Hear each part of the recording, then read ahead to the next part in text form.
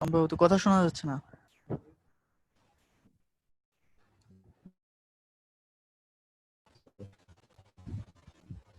ওকে, ফুটার এরিয়ার ভিতরে আমরা জাস্ট নেব ডট কন্টেইনার,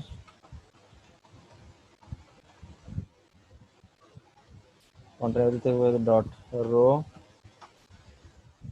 রোর ভিতরে থেকে আমাদের ডট কল এমডি, যেহেতু 4টা ভাগ হবে তাই না, 3 করে কল এমডি 3 ইন্টু কত 4, 4টা হবে। ওকে,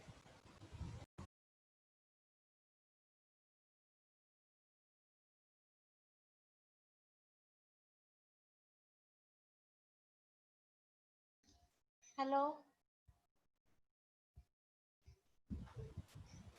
ওকে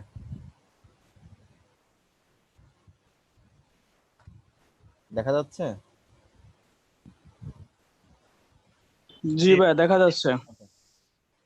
ওকে, আমার ফার্স্ট কলামের ভিতরে কি আছে, কন্ট্যাক্ট ডিটেলস। আমি এখান থেকে এটা আমার এই 5 ট্যাগের ভিতর যদি রাখি, আর বাকিটা আমি একটা পি ট্যাগের ভিতর রাখবো।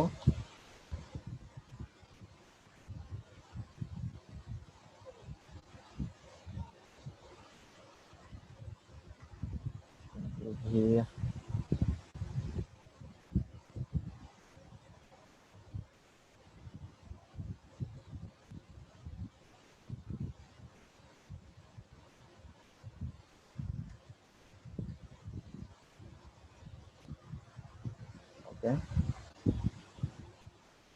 এগুলো সবগুলোর পাশে একটা ব্রেক ইউজ করি যাতে পরবর্তীতে ঝামেলা না হয়।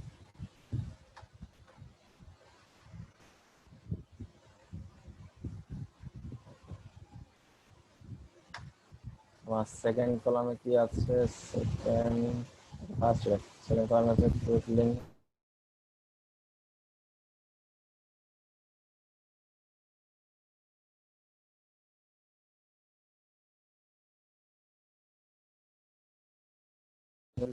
এর ভিতরে হবে এলআই, এলআই এর ভিতরে থাকবে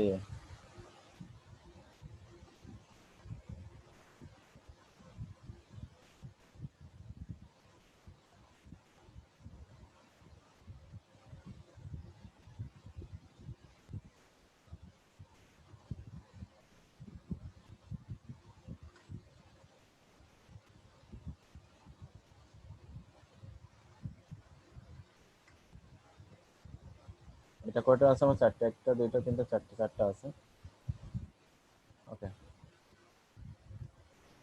এটা নিয়ে নিলাম। এখন এর পরেরটা আছে, পরের কলামে আছে from the blog.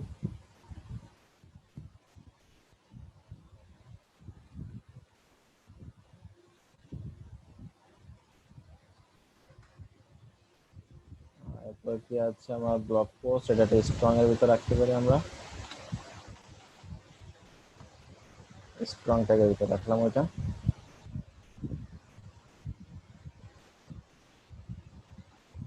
Blog post title strong এর ভিতরে, যা বাকি আছে যেটা পি ট্যাগের ভিতর রেখে দিলাম।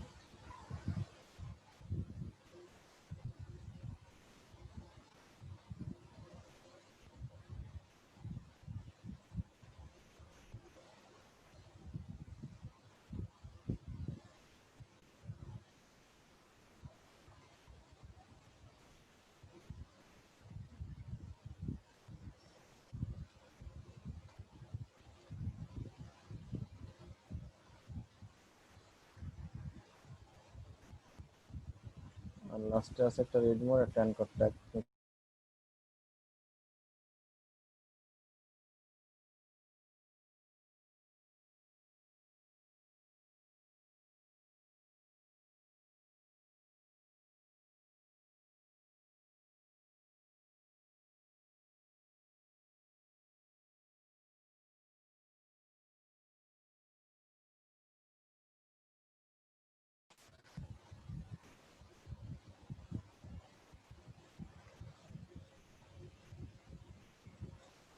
মেটার নিচে নিতে হবে আমাদের ফর্ম।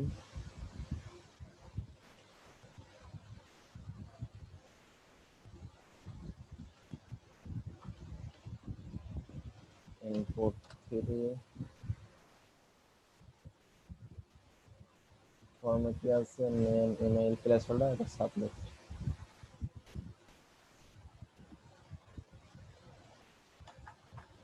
সাবমিট হচ্ছে ইমেইল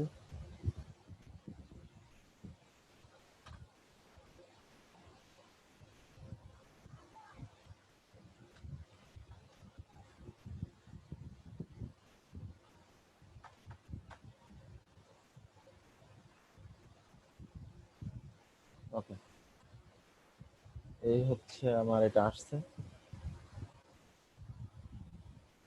এখন যদি আমরা এগুলাকে একটু ডিজাইন করি ফার্স্টে করে আসি আমার এই ফাইবার কি ফুটার এরিয়া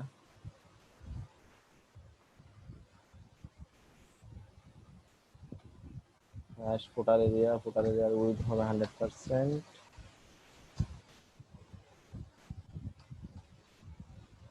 হাইট হবে অটো,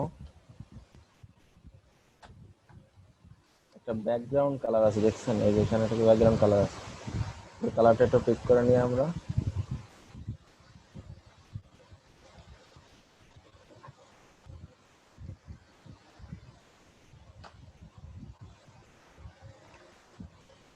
ওকে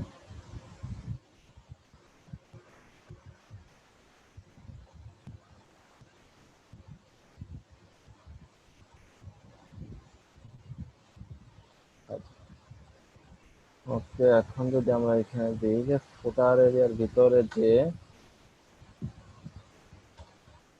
H5 আছে সেই H5 এর কালার কি কালার হবে এটা নরমাল কি কালার আছে এই কালারটা একটু আমরা পিক আপ করে নিই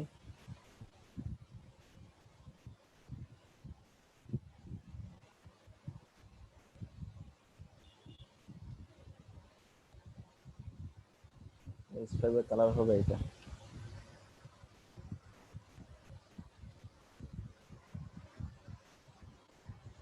আমার এটা কালার চেঞ্জ হয়ে গেছে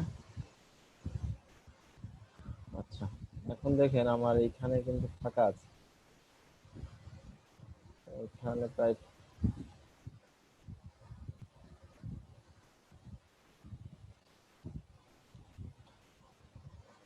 এখানে প্রায় 50 পিক্সেল মতো ফাঁকা আছে এখানে 40 পিক্সেল ফাঁকা আছে এখানে ওকে তখন আমরা একটা কাজ করতে পারি সেটা হচ্ছে আমরা যে কলামটা নিচ্ছি আমাদের এখানে আমরা মার্জিন টপ ইউজ করতে পারি মার্জিন টপ 4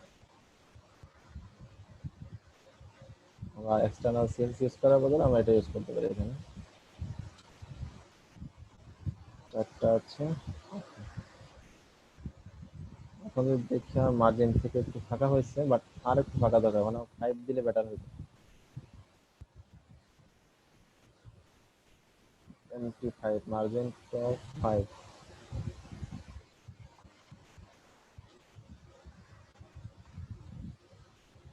ওকে এবার ঠিক আছে ওকে এখন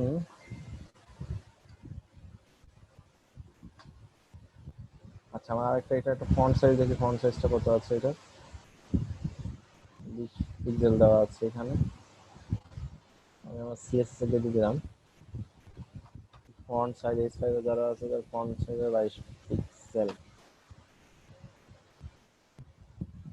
ফন্ট সাইজটা চলে আসছে ওকে আমার কি ট্যাগ দেখি যে প্যারাগ্রাফ যেগুলো এখানে কতটুকু দেওয়া আছে ফন্ট সাইজ 12 দেওয়া আছে সেম ভাবে এটাকে এবং কপি করতে পারি কালার একই থাকবে ফন্ট সাইজটা কমে যাবে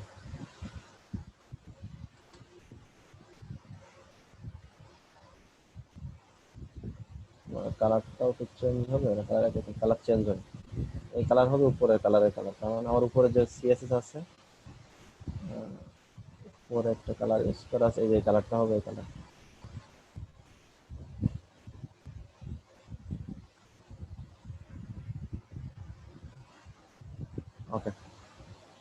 এখন এই যে আমার এখানে কন্টাক্টে ইমেইল করা আছে, ইমেইল দেওয়া আছে, ইমেইলে যে একটা কালার দেওয়া আছে আমাদের এই কালার। এখানে যদি একটু দেখি ইমেইলটা হচ্ছে অ্যানকর ট্যাগের ভিতরে হবে। অ্যানকর ট্যাগের ভিতরে এটা হবে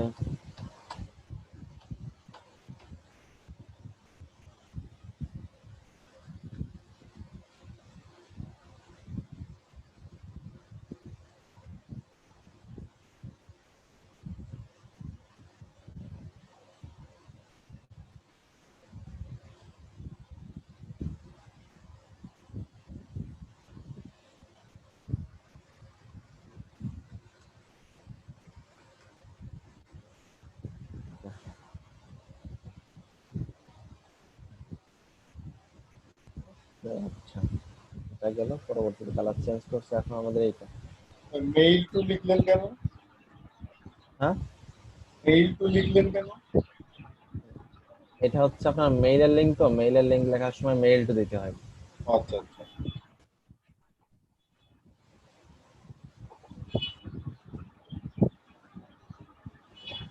এখন দেখেন ইউএল এভার এটা সেম আছে, আমি ইউএল আর এলআই করবো। তো আমার ফোটার এরিয়া থাকবে, ফোটার এরিয়ার ভিতর যে ইউএল আছে, ইউএল এর মার্জিন 0, প্যাডিং 0,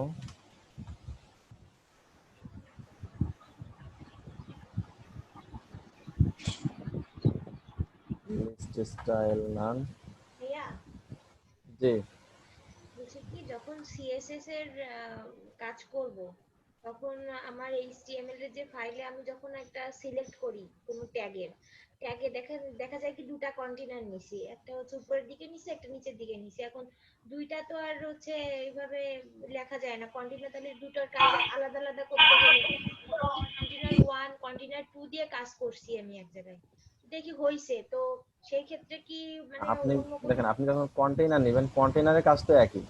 জি ভাই, এই বুটস্ট্র্যাপে কন্টেইনারের কাজ কি? আপনাকে একটা জায়গা তৈরি করে দেবো, ওর জায়গা ভিতরে আপনি তৈরি কাজ করে দেয়া। করবেন। আপনার ভিতরে একটা কন্টেইনার 1 2 তো দরকার নেই, আমি তো কন্টেইনারকে ধরতেই না। কন্টেইনার আমার বাই ডিফল্ট এই যে জায়গাটা সিস্টেম করে দিচ্ছে, আমি ওর ভিতরে কাজ করছি। জি সবার ভাই, ক্ষেত্রে একই কাজ করবে কন্টেইনারকে তো আর কিছু বলার দরকার নেই। না আমি বলছি যখন কাজ করব তখন তাহলে কি মানে কোন ব্যাজে মানে কোনটা নিয়ে কাজ করবে? কন্টেনারের মধ্যে আপনি ফুটার এরিয়া নিয়ে কাজ করতেছেন, এখন হ্যাঁ হ্যাঁ ফুটার লিখে তারপরে একটা করে দিচ্ছেন, তো হ্যাঁ হ্যাঁ, সেই দেখেন ক্ষেত্রে আপনি একটু আমার পিএইচডিটা একটু খেয়াল করেন। পিএইচডি কিন্তু একদম শুরু থেকে শেষ পর্যন্ত মনে করেন ব্ল্যাক আছে। আচ্ছা, আর আমার কন্টেন্ট শুরু হয়েছে কিন্তু একদম শুরু থেকে না, তাই না? জি ভাই, দেখেন কিছু জায়গা আছে, তার মানে কি এটা কন্টেইনারের ভিতরে আছে, আমি বুঝতে পারছি। যদি হ্যাঁ কন্টেইনার ফ্লুইড হইতো তাহলে কিন্তু একদম কর্নারে লেগে যাইতো। হ্যাঁ, এটা শুধু কন্টেইনারে আমি বুঝতে পারছি। এখন এইটাকে কন্ট্রোল করার জন্য আমাকে অবশ্যই একটা ফুটার এরিয়া রাখতে হবে, তা না হলে আমি কোনটাকে ধরে ধরে কাজ করব। বুঝতে পারছেন? জি ভাই, হ্যাঁ। এই জন্য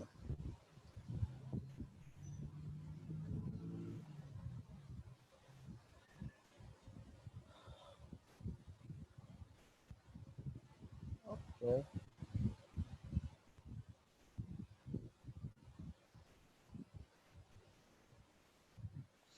ভাইয়া ওই যে ওইখানে ব্লক টাইটেলটা বাদ গেছে। কোনখানে? ওই যে নিচে যে জায়গায় কাজ করতেছেন না, ওইখানে ব্লক টাইটেল দেওয়া আছে, ইসে পিএইচডি তে যান। এই যে ফ্রম দি ব্লগ এর নিচে ব্লগ পোস্ট টাইটেল আছে না, ব্লগ পোস্ট টাইটেলটা আপনি দেননি, সাবলাম টেক্সটে দেননি। সাবলাইমে ওইখানে জি জি আছে। জি, এবার আছে। ভাইয়া তো ওটাকে স্ট্রং করে দিছে ওইটারে। ওটাকে কালার করলে ঠিক হয়ে যাবে, এটা কালারই হয়েছে, ঠিক আছে। ও আচ্ছা।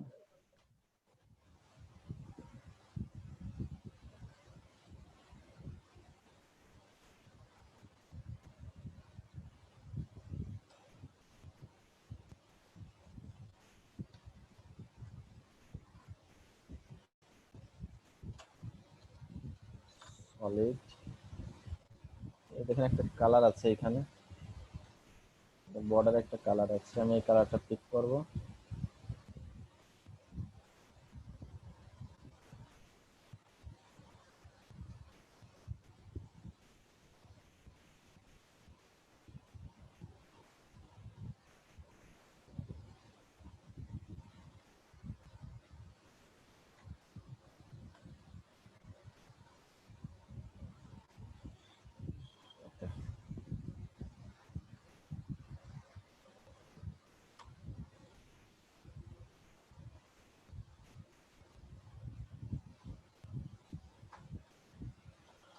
টেক্সট ডেকোরেশন নান,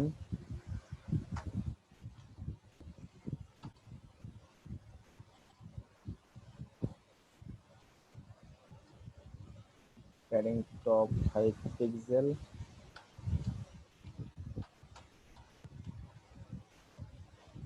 প্যাডিং বটম 5 পিক্সেল।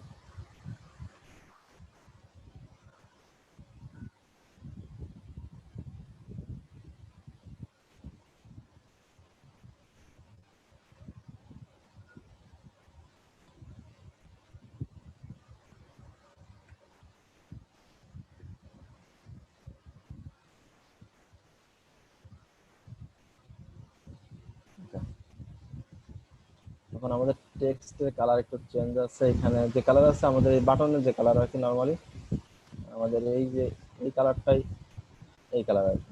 তো আমরা তারপর এখান থেকে নিলাম, পিক করলাম কালারটা।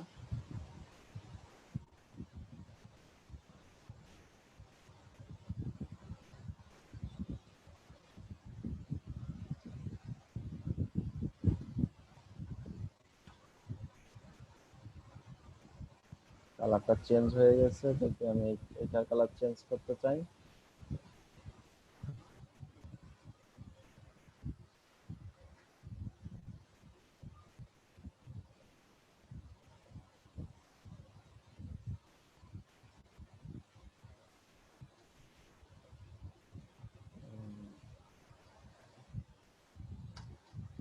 এটাকে তো একটা ক্লাস ইউজ করতে পারি অথবা কন্টেইনারে ফুটারে যাওয়ার ভিতরে ধরতে পারি। আচ্ছা, শর্টে ধরে দেখি দুইটা হয়ে গেলে বেটার হবে। তো এখান থেকে ধরি ফুটার এরিয়ার ভিতর যে এ আছে তার ক্ষেত্রে এটা প্রয়োজন। এখন দেখে হ্যাঁ একবার সবগুলো হয়ে গেছে। ওকে, এখন আমাদের from the blog post, from the ব্লগের নিচে আমার এটা আছে স্ট্রং ট্যাগের ভিতরে, বাকিটা দেখা যাচ্ছে না। ওকে, সেম ভাবে আমি যদি এখানে করতে চাই, আমার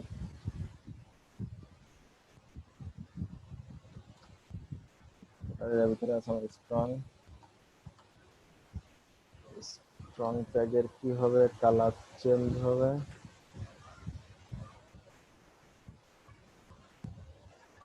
কালার হবে এটা। ওকে, আর কি হবে,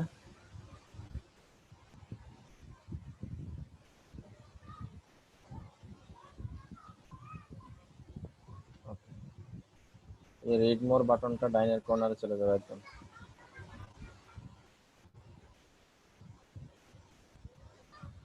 এর ভিতরে ক্লাস ইউজ করি, ক্লাস রিড মোরই দিলাম একসাথে।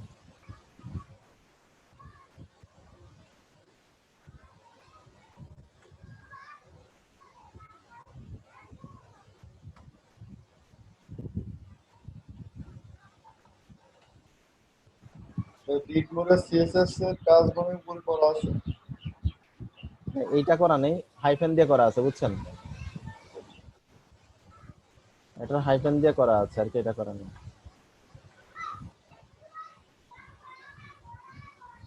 প্লট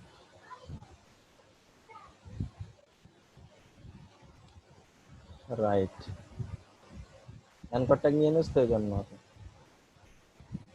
ঠিক আছে।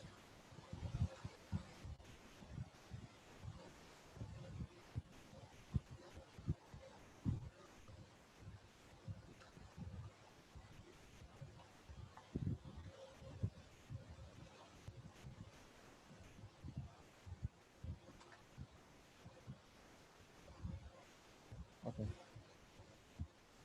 আমার নিউজ লেটার যদি আসি, নিউজ নিউজ লেটারের ক্ষেত্রে হবে এটা ব্ল্যাক প্লেস হোল্ডার।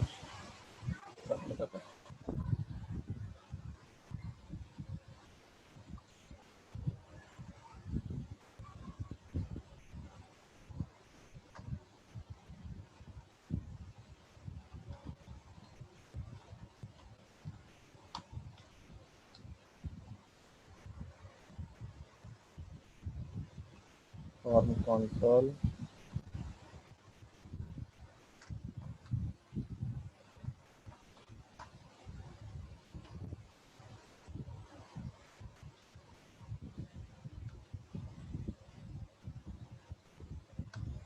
এটা নর্মালি ধরেই করা হবে, এটা বোঝার দরকার নেই।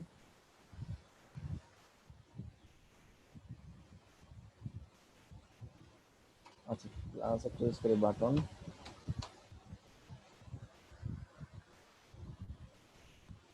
ওকে, এটা ফাঁকা করতে হবে, একটু ফাঁকা ফাঁকা। আচ্ছা,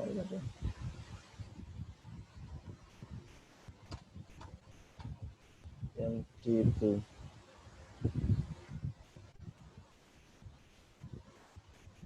এটা হচ্ছে ব্ল্যাক ব্যাকগ্রাউন্ড, এটা হচ্ছে আমাদের আগের কালার।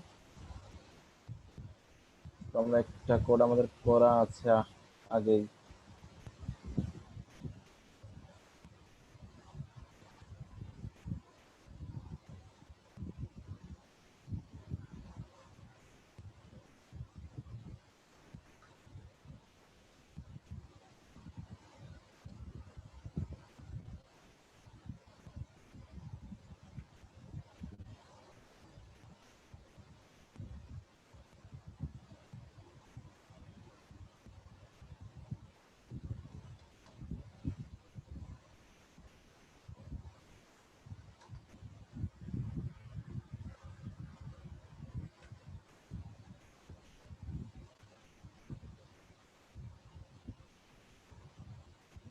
ওকে, সুন্দর হয়ে গেছে আমার এটা।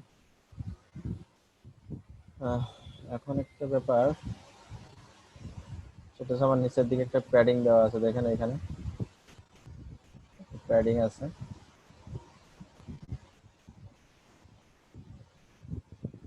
40 পিক্সেল একটা প্যাডিং দেওয়া আছে আমার।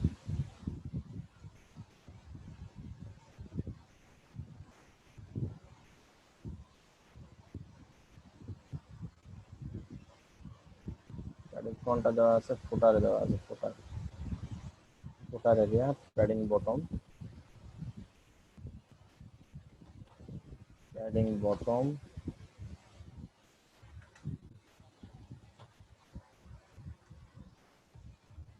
চল্লিশ পিক্সেল। ওকে,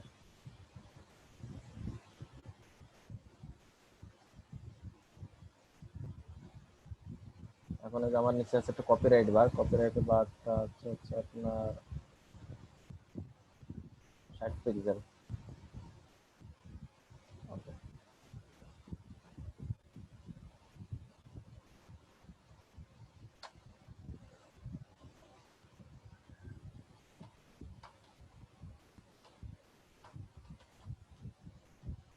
কপিরাইটের ভিতরে থাকবে কন্টেইনার,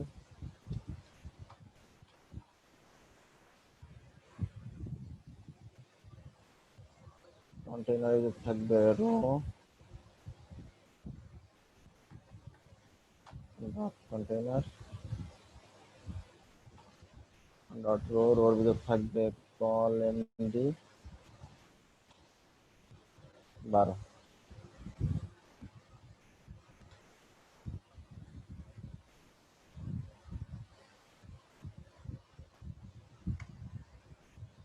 ওকে, এখন এর ভিতর কি আছে? দুই পাশে দুইটা লেখা আছে।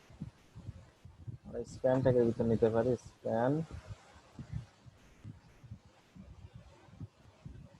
দুটো স্প্যানের ভিতরে ক্লাস নিতে পারি। একটা দিলাম লেফট, দিলাম রাইট। আর লেফটে থাকবে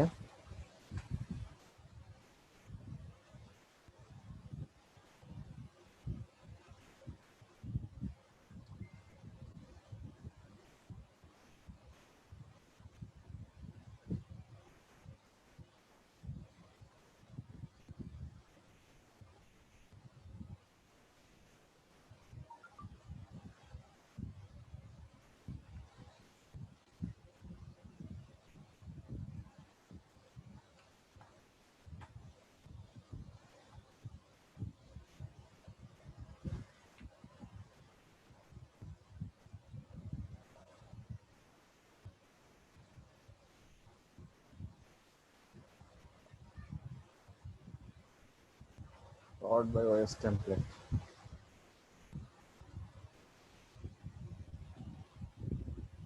ওকে, নিচে চলে আসছে। এখন যদি আমি কপিরাইটকে ধরে সিএসএস করে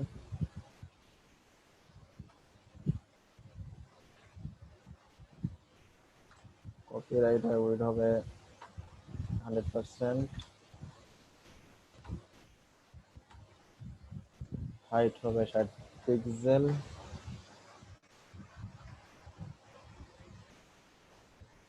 ব্যাকগ্রাউন্ড কালার হবে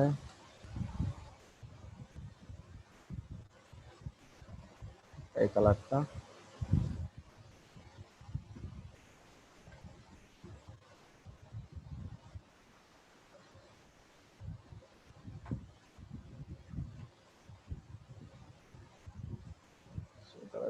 ঢাকা পড়ে গেছে।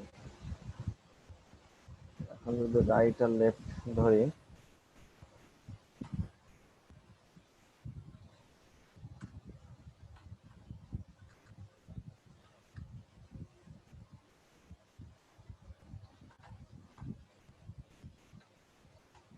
Size 12 pixel.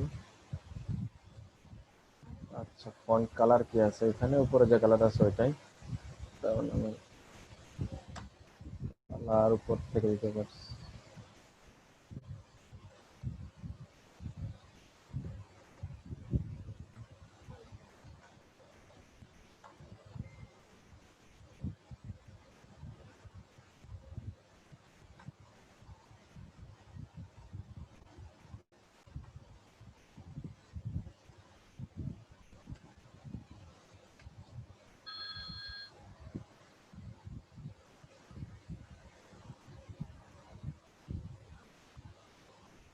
দুইটা দুই কর্নারে আছে, বাট মিডিলে আসে নাই।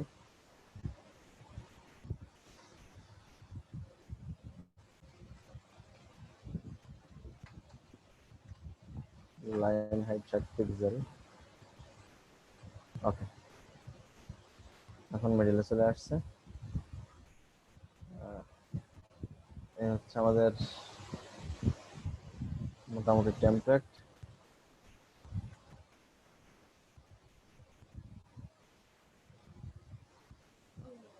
ওকে, আচ্ছা, বুঝতে কারো কোনো সমস্যা হয়েছে বলুন। এই যে লাস্টে লাইন হাইট দিলেন কেন? দেখেন, এই যে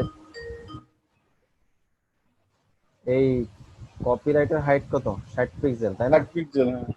তো হাইট 60 পিক্সেল। এখন আমি চাচ্ছি কি যে ওই হাইটের মাঝখানে থাকবে আমার এই লাইনটা, তাই না? জি। এই জন্য দিয়ে দিলাম যে লাইন হাইট 60 পিক্সেল, মানে 60 পিক্সেলের যে লাইন আছে তার মিডিল পয়েন্টে তুমি অবস্থান করবা। আচ্ছা,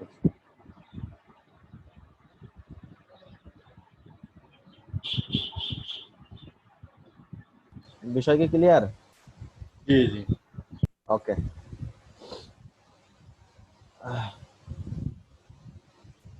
আচ্ছা, এটা একটা তো গেল। এখন এটা তো আমরা করলাম অনেক কষ্ট করে। এটা একটা, ভাই এটা তো একটা ফুল ওয়েব পেজ, তাই না? হ্যাঁ বলছি এটা তো একটা ফুল ওয়েব পেজ তৈরি হলো, তাই না? হ্যাঁ হ্যাঁ। এটা তো ফুল পেজ। আচ্ছা, এখন খেয়াল করুন, আমরা এই যে এইগুলা নিয়ে আসলাম কত কষ্ট করে, এই ইমেজগুলা আলাদা করা লাগছে। তো এর একটা মোটামুটি একটা শর্টকাট আছে যে আপনি ইমেজগুলা বিশেষ করে পাবেন, আর এইচটিএমএল সিএসএস কোড ওদের মতো করে কিছু তৈরি করে দিবে। এটা আপনি একটা শর্টকাট হয়ে নিতে পারেন। সেটার জন্য সাপোজ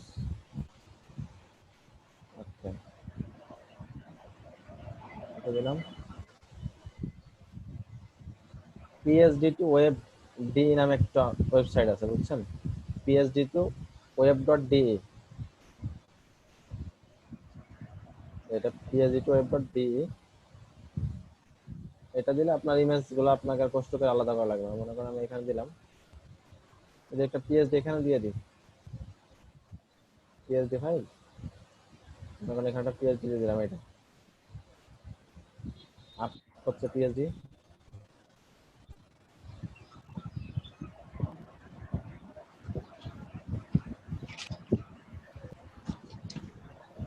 দেখেন ফাইল অনুযায়ী ওরা একদম এইভাবে সাইজ করে দিচ্ছে।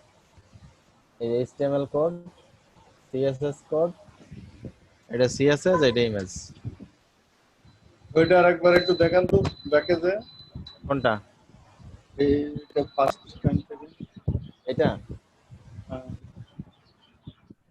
এটা হচ্ছে PSD to web. PSD to web হচ্ছে আপনার ওয়েব ডট ডি, এটা ওয়েবসাইট। পিএসডি টু ওয়েব এখানে লেখাই আছে পিএসডি টু ওয়েব। আপনি এখান থেকে যদি আপনার ফাইল সিলেক্ট করে দেন, যে আমার এই পিএসডিটা সিলেক্ট করে দিলাম, যে আপলোড ডট পিএসডি ফাইল নাও, এটা আমি এখান থেকে সিলেক্ট করে দিলাম। সিলেক্ট করে দেওয়ার পরে একটু ওয়েট করতে হবে, কিছুক্ষণ ওয়েট করে প্রসেসিং হচ্ছে। প্রসেসিং হওয়ার পরে প্রিভিউ আপনাকে দেখাচ্ছে যে আপনার ফাইল ছিল আর কেমন হয়েছে। আমার ফাইল যেভাবে ছিল সেভাবে এটা দিয়েছে। এখন এই যে এটা এইচটিএমএল কোড, যে পিএসডি এইচটিএমএল আছে এটা, পিএসডি সিএসএস আছে এটা, আর পিএসডি ইমেজ হচ্ছে এখানে দেওয়া আছে। বুঝতে পারছেন? পিএসডি ইমেজ গুলো সব দেওয়া আছে, সব কেটে কেটে স্লাইস করে করে দিয়ে দিচ্ছে। এখন যদি আমি এটা ডাউনলোড করি, download dot zip package download করলাম, এই যে আমার এখানে ডাউনলোড হয়ে গেছে। কম্প্রেস স্টার্ট করলাম। ওকে, এটা আমি যদি ওপেন ফোল্ডার করি, এই যে আমার এটা, আমি এটাকে কাট করে নিয়ে আসলাম এখান থেকে।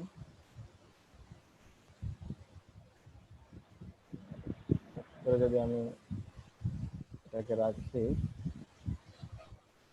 এখানে পেস্ট করলাম, এটা এক্সট্রাক্ট করি। এই দেখেন স্টাইল শিট সহ ইমেজ, যত ইমেজ ছিল ইমেজগুলো আমার এখানে চলে আসছে। সব ইমেজগুলো সাইজ করে দিয়ে দিয়েছে এখানে। তাহলে আপনার এইচটিএমএল কোডও তো ওরা করে দিছে। হ্যাঁ, ওদের কিছু এইচটিএমএল কোড রা করে দিয়েছে। আমি যদি ফাইলটা ওপেন করি, যে এইচটিএমএল ইনডেক্স ওপেন করি, এই যে ফাইল। ওইটা রান করেন তো। হ্যাঁ ওই ওই ফাইলটা রান করলে কি এটা আসছে? হ্যাঁ হ্যাঁ, ওই ইনডেক্স ফাইলটা রান করার পরেই তো এটা আসছে। এই তাহলে দেখেন তো আপনার কোড করাই থাকলো। এই যে ইনডেক্স ফাইলটা আমি রান করলাম, না না পুরোভাবে হয় নাকি, এই যে ফাইলটা। ওকে, এখন খেয়াল করেন, যদি আপনি সিএসএস করে দেন, যদি এই ফাইলটা আমি ওপেন করি, এই যে আমার কোনটা স্ট্রাকচার হয়েছে এটা, এই পিএসডি টু ওয়েব। এটা যদি আমি আমার এখানে ওয়েব ওপেন করি, দেখেন পিএসডি টু ওয়েব, এটা হচ্ছে আমার ইনডেক্স, এটা হচ্ছে আমার সিএসএস। এই যেটা সিএসএস করে দিছে, আর এখানে হচ্ছে ইনডেক্স। ইনডেক্স ইমেজগুলো ডিপ নিয়ে নিয়ে ওর আইডি ধরে ধরে সুন্দর করে সাজাই দিয়েছে, বাট এটা আপনাকে মডিফাই করে নিতে হবে। ওরা ওদের মতো করে ডিপ নিয়ে আইডি ধরে ধরে সাজাই দিয়েছে, যেখানে যেটা যেভাবে টাইনিয়া টিনে সব লম্বা করে দেখেন, এই যে এখানে সব দেওয়া আছে। লেফট এতে পজিশন ব্যবহার করে করে সব জায়গায় ফাটাই দিয়েছে। দেখেন টপের তে কত নামাইছে, 1784। Total same PS index test use করে ওরা মোটামুটি সব ঠিক করে দিচ্ছে। এই যে সব আইডি ইউজ করছে, আইডি ইউজ করে এটা সব ঠিক করে দিচ্ছে, কোড করে দিচ্ছে ওরা এতটুকু। বাট এটাকে আপনাকে সুন্দরভাবে সাজাইতে হবে, এইভাবে তো আর হবে না। মানে এইটা কি সাজাইলেও কি আপনার কমপ্লিট হয়ে যাবে? বুঝি নাই। এইটা যদি সুন্দর করে সাজানো যায় তাহলেও কি কমপ্লিট হয়ে যাবে? হ্যাঁ, আপনার ইমেজগুলো তো সব সাইজ করাই আছে। আপনি ইমেজগুলোর নামও তো এখানে দেওয়া আছে, ওরা দিয়ে দিয়ে লিঙ্ক করে রাখছে না, ইমেজগুলো সুন্দর করে সাজানো আছে। কিন্তু আপনাকে কোড করতে হবে নিজের মতো করে। এই যে সব সমস্ত ইমেজগুলো এখান থেকে করা আছে, সাইজ করা আছে, আপনার কষ্ট করে কোনো ইমেজ আর করা লাগবে না। সব ইমেজগুলো আর করে দিচ্ছে, কোন জায়গায় কত পিক্সেল ইমেজ লাগবে ওরা সব করে দিচ্ছে। ইমেজ করে করে ওরা করে দিচ্ছে, সব ইমেজ আকারেরও সাথে। কিন্তু আপনাকে কোড করতে হবে, কোড ছাড়া এটা আপনাকে এই ঝামেলাটার থেকে কিছু মুক্তি পেয়ে গেলেন আর কি, আর কি। ভাইয়া ভাই মার্কেট প্লেসে PhD to Photoshop, PhD to web ডিজাইনের কেমন ভ্যালু? মার্কেট প্লেসে হ্যাঁ, আমি দিলাম মডেল। ওকে, মডেলে আমি এটা ওপেন করলাম। ওপেন করার পর আমার এখান থেকে অনেক কিছু লাগবে না, যেমন ওয়েব ফন্ট আমার লাগবে না, আমি ওয়েব ফন্টটা ডিলিট করে দিলাম। আমার জেএস এর ভিতর থেকে এটা লাগবে, আমার ইমেজগুলোর কোনো দরকার নাই, এটা ডিলিট করে দিলাম। আমার সিএসএস এর ভিতরে অল মিন সিএসএস, এটা আমার দরকার নাই। ও ফন্ট সমেত এগুলো দরকার নেই। ওকে,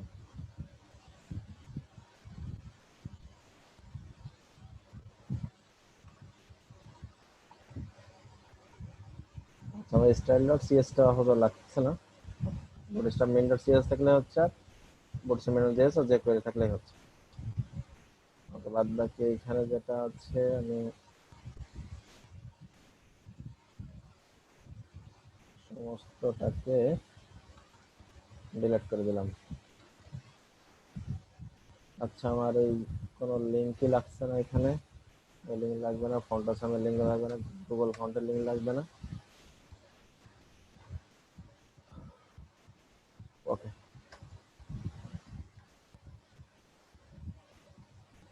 ফাইল লঞ্চ করে দিলাম। এখন আসলে মডেলটা আসলে কি আমাদের বিভিন্ন কারণে ইউজ করতে হয়। এটা আছে আপনার লগ ইন ফর্ম, রেজিস্ট্রেশন ফর্মে, এরপর আপনার বিভিন্ন সময় ফরগেট পাসওয়ার্ড এইগুলো ব্যবহার করা হয়। এই মডেলটা আসলে কিভাবে কাজ করে এটা আমরা একটু দেখি, এটা আমাদের লাগবে।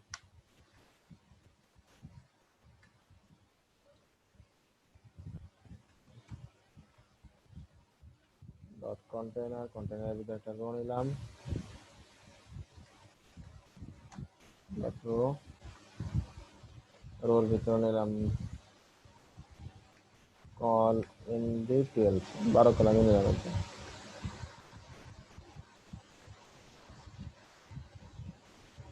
ওকে,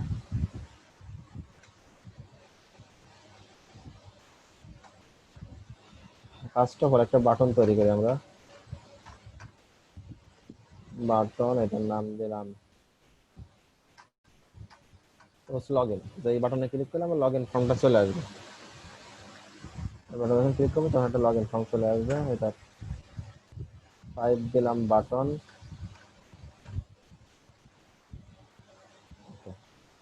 আচ্ছা, এটা ক্লাস নিলাম, ক্লাস বাটন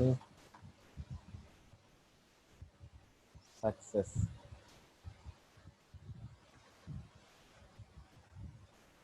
ওকে, আমার একটা বাটন তৈরি হয়ে গেছে।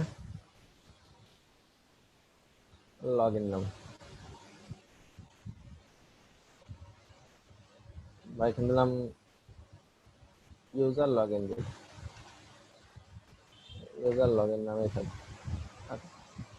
এখন এই বাটনে ক্লিক করলে আমার একটা এখানে চলে আসবে, একটা পপ আপ অ্যানিমেশন একটা বক্স চলে আসবে, সেখানে আমি দিয়ে লগ ইন করবো। ওকে, আচ্ছা, বাটন চলে আসছে। এখন যদি আমি নিই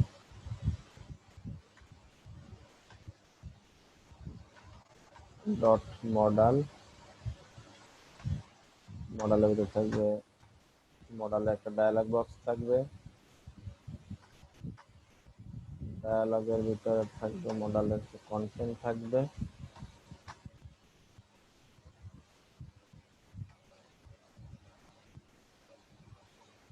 ওকে, মডেল কন্টেন্টের ভিতর থাকবে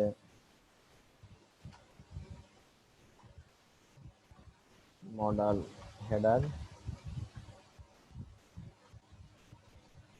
প্লাস থাকবে মডেল বডি, প্লাস থাকবে মডেল ফুটার।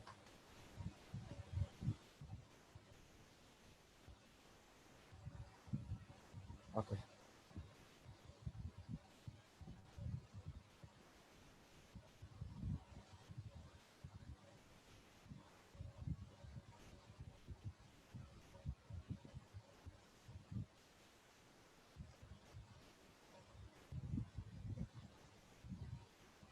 এখন খেয়াল করেন এই যে মডেল হেডারে আমাদের কাজ, মডেল বডিতে কাজ, মডেল ফুটারে কাজ। একটু ফাঁকা করে রাখলাম।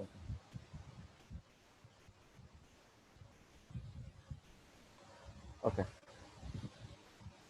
খেয়াল করেন বিষয়টা কি হবে। এই যে আমার যে মডেলটা, এই মডেলটা এর ভিতরে আমি যে ডিজাইনটা করব, যখন এই ইউজার লগ ইন এই বাটনটায় ক্লিক করব, আমি ইউজার লগ ইন বাটনে যখন ক্লিক করব তখন আমার এটা ওপেন হবে, চলে আসবে। ওকে, এখন ক্লিক করলে কোনো কিছু শো হচ্ছে না আমার।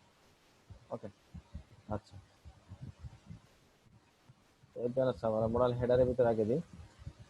তারপরে পেজ 1 নিলাম, তারপর দিলাম ইউজার লগইন বা অ্যাডমিন লগইন, যে কোনটা কিছু দিতে পারবেন, সমস্যা নেই। আচ্ছা, এখন এখানে একটা বিষয় হচ্ছে যে এই যে এটা আসবে কিসের জন্য আসবে, অবশ্যই একটা আইডি ধরতে হবে। আইডি দিলাম, আইডি যে কোনো একটা নাম দিতে পারে, আমি আইডির নাম আমার নামটাই দিলাম, এনামুল আইডি। এখন এই যে বাটনের ভিতরে আমরা কিন্তু ডাটা টগল ইউজ করছি আগে, ডাটা টগলকে মডেল, ডাটা টগল হচ্ছে মডেল, মানে এই মডেলের ডাটা একবার হাইড হবে একবার চলে আসবে, এবং টগল হবে, একটা শো হবে একবার হাইড হবে। ওকে, হাইড শো হবে কিসের মাধ্যমে, আইডির মাধ্যমে হবে, ঠিক আছে। তার মানে কি ডাটা টার্গেট কোনটা, হ্যাশ এনামুল। কারণ কি এই আইডি আমরা জানি সবসময় আইডি কে সিলেক্ট করতে হ্যাশ দ্বারা, দিলাম হ্যাশ এনামুল মানে ওই আইডিটা, ঠিক আছে। এখন যদি আমরা একটু দেখি এখানে ক্লিক করি, আসছে কিন্তু, তাই না, ক্লিক করলে যে ইউজার লগইন আসছে, সুন্দর।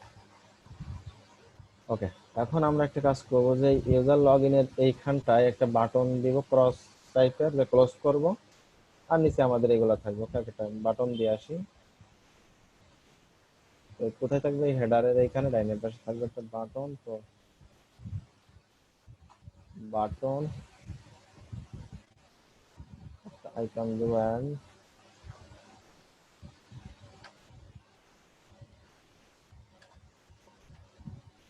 Type button.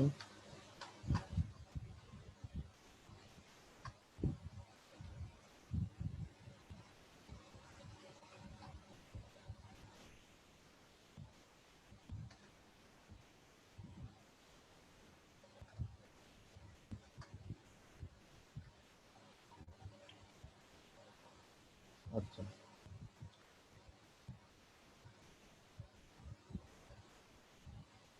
এটা আসছে।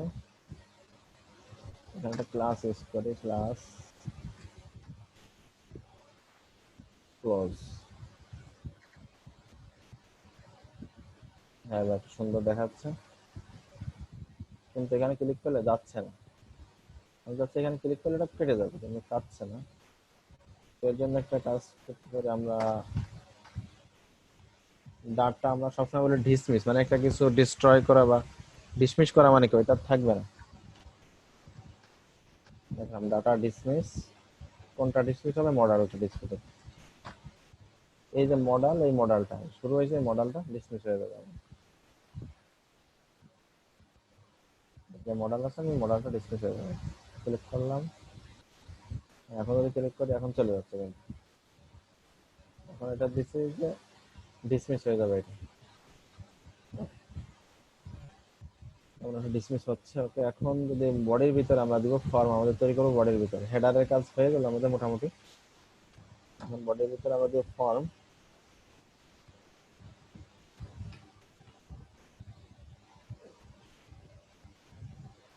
ফর্মের ভিতরে হবে ইনপুট কয়টা, 3।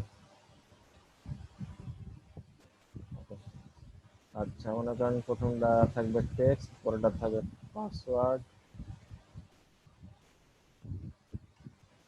পাসওয়ার্ড, আর নিচেটা থাকবে কি সাবমিট বা লগইন। সাবমিট দিয়ে লগইন লিখবো, সাবমিটের ভ্যালু হবে লগইন। এই ভিডিওতে একটা প্লেস হোল্ডার ইউজ করবো,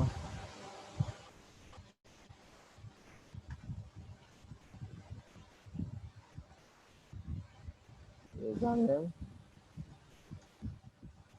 এটাই হবে পাসওয়ার্ড।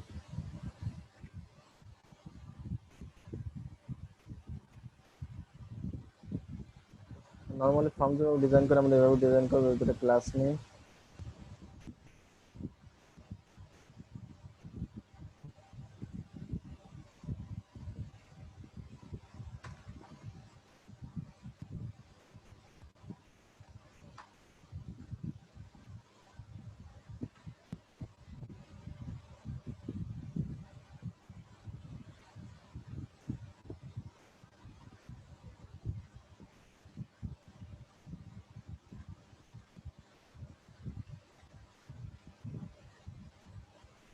ওকে, তিনটা আসছে, বাট একটু ফাঁকা দরকার, স্পেস দরকার।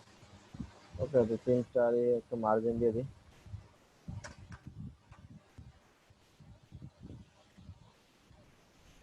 থ্রি মার্জিন টপ ছেড়ে দিলাম। ওকে, এখন মোটামুটি একটু সুন্দর আছে।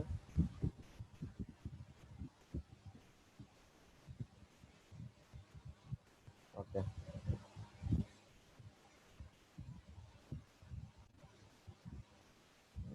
সাবমিটের ক্ষেত্রে একটা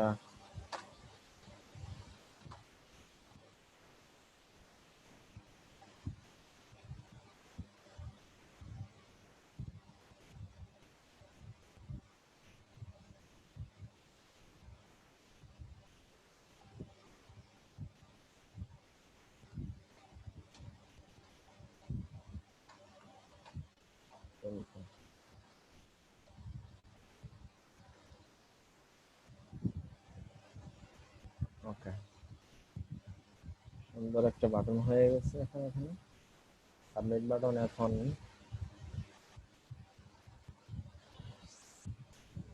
নিচে একটা অপশন দিয়ে দিই, ফর্মের নিচে অ্যানকর থেকে ভিতর দিয়ে দিলাম ফরগেট পাসওয়ার্ড।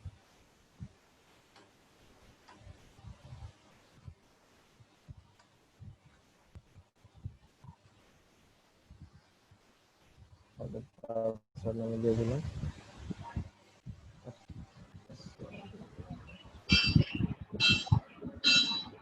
Forget password. ওকে, এই লগইন বাটনটা ছোট করলে কোথা হতো না? বুঝলি না? লগইন বাটনটা যদি আপনার ছোট করা হয় সেক্ষেত্রে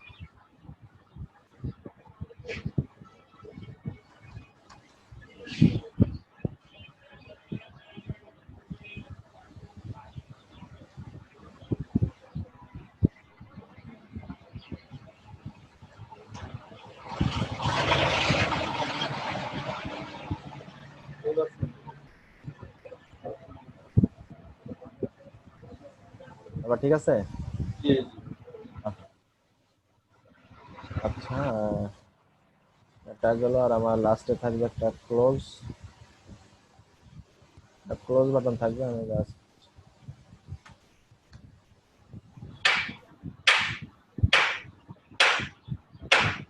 বাটন দিলাম ক্লোজ।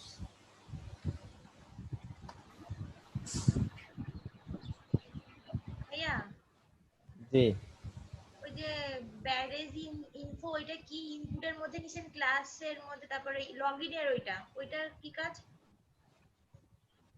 এটা হ্যাঁ এটা হচ্ছে আপনার এই যে ইনফো কালারের এই যে এই কালারটা হবে, আর ফন্ট কালার হয়ে যাবে হচ্ছে হোয়াইট। আচ্ছা বুঝতে আচ্ছা, পারছেন? হোবারের মতো। হ্যাঁ,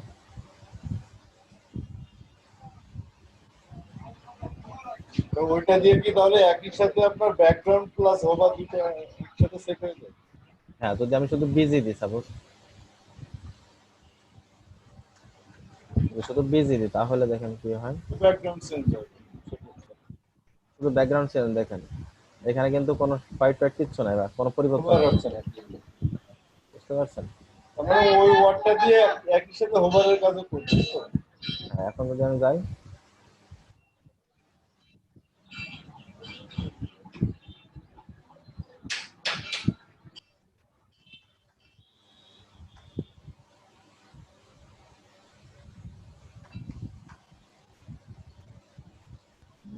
button danger,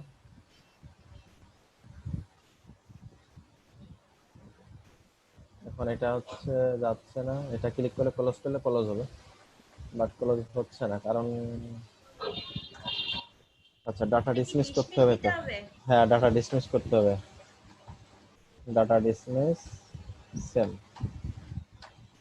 data dismiss model click করলাম, ক্লোজ যাচ্ছে, ক্লিক করলাম, এটাতে ক্রস হচ্ছে।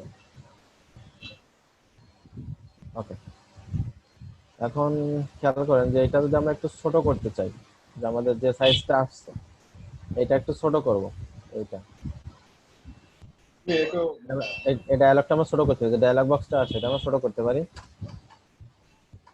মডাল SM মানে স্মল, ডায়ালগ বক্সটা এখন ছোট আসছে, এবার সুন্দর হয়েছে।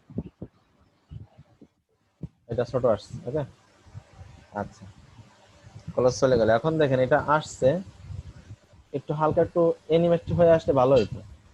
হ্যাঁ, যে কেমন আমরা যেন এএসএম দিয়ে যেটা করতাম বুট স্ট্র্যাপে, যে এএসএম মানে মোবাইল ডিভাইস, স্মল ডিভাইসের জন্য, এটার জন্য এটা কি এরকম? না না, এটা হচ্ছে স্মল সাইজ বোঝাচ্ছে এটা, আচ্ছা আচ্ছা। ঠিক আছে।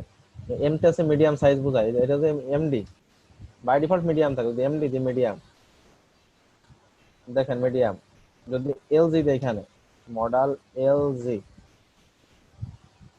তাহলে হচ্ছে লার্জ হয়ে যাবে, দেখেন অনেক বড় হয়ে গেছে, বুঝতে পারছেন এবার? হ্যাঁ ভাই, বুঝতে পারছি। এসএমই তো এটা। হ্যাঁ SM টা ঠিক আছে, SM দিলাম। ওকে, এখন দেখেন এটা আসছে যাচ্ছে, বাট একটা ইফেক্ট হচ্ছে, যদি হয় যে একটা ইফেক্ট হোক তাহলে খুব বেটার হতো। তো মডেলের একটা ইফেক্ট আছে, মডেলের এখান দিয়ে ফেড, দেখেন একটা ইফেক্ট হয়ে আসছে এবার।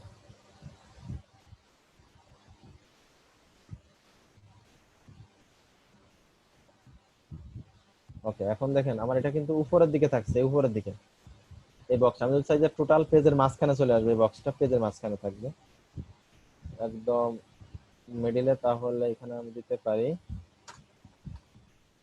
যে ডায়ালগ বক্স মিডিল থাকে, মডেল ডায়ালগ ইভেন সেন্টার। এখন যখন ক্লিক করব দেখেন একদম মিডিলে আছে, পেজের মিডিলে থাকবে। অনেক জায়গায় দেখা যাচ্ছে লগ ইন থাকা, আপনার লগ ইন বাটন এক কর্নারে আছে, বাট ক্লিক করলে এই ফর্মটা চলে আসবে। এখন আপনি ইউজার নেম একটা দিবেন, পাসওয়ার্ড একটা দেওয়ার পরে লগ ইনে ক্লিক করবেন, চলে যাবে আপনার লগ ইন পেজে নিয়ে চলে যাবে, তখন আর এই পেজে থাকবে না। এটা আমরা PHP তে দেখবো যে কিভাবে আমাদের এগুলা যায়। ভাইয়া, জি, মডেলের মানে কি? মানে মডেলটাকে কি যে করে জাভা স্ক্রিপ্টের কি এটা আসলে ট্যাগ?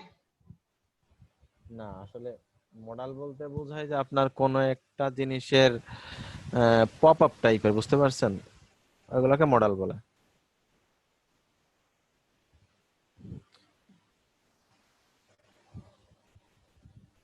আর এছাড়া আমরা আগামীকাল যে কোয়েরির অনেক কিছু প্লাগইন দেখবো, যে প্লাগইন গুলা মানে অনেক দৃষ্টিনন্দন। এছাড়া অনেকগুলো অ্যালার্ট আছে, সাকসেস আছে, যেগুলো আমরা দেখবো আগামীকাল, ওইগুলো খেয়াল মানে হ্যাঁ, করবো। পপ অ্যাপটা কি?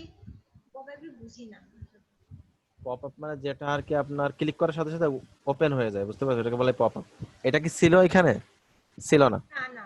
বাট ক্লিক করার সাথে সাথে চলে আসছে, এটাই হচ্ছে পপ আপ। পপ ক্যামেরা আছে মৌসুমী নাম।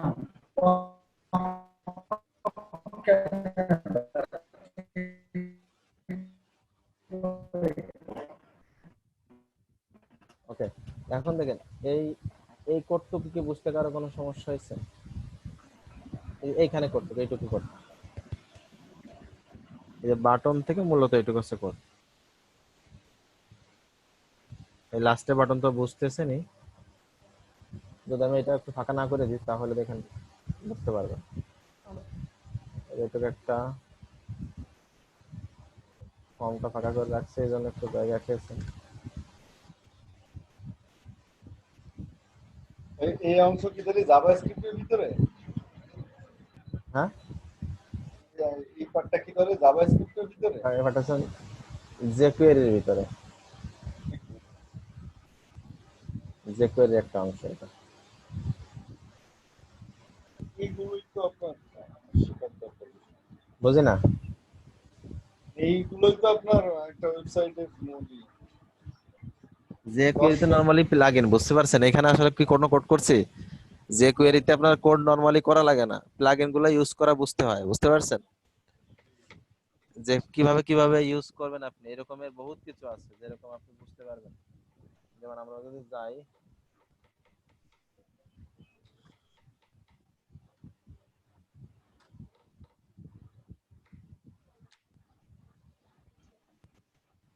CDN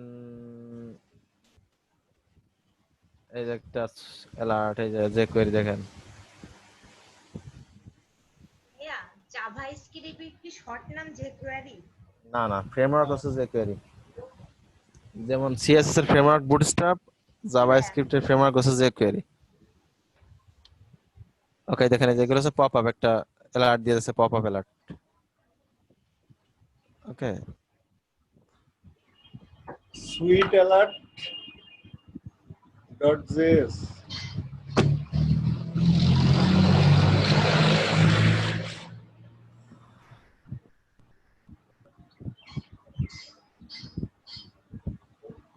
ওকে, এরকম অনেক কিছু আছে যেগুলো এখানে পাবেন, মানে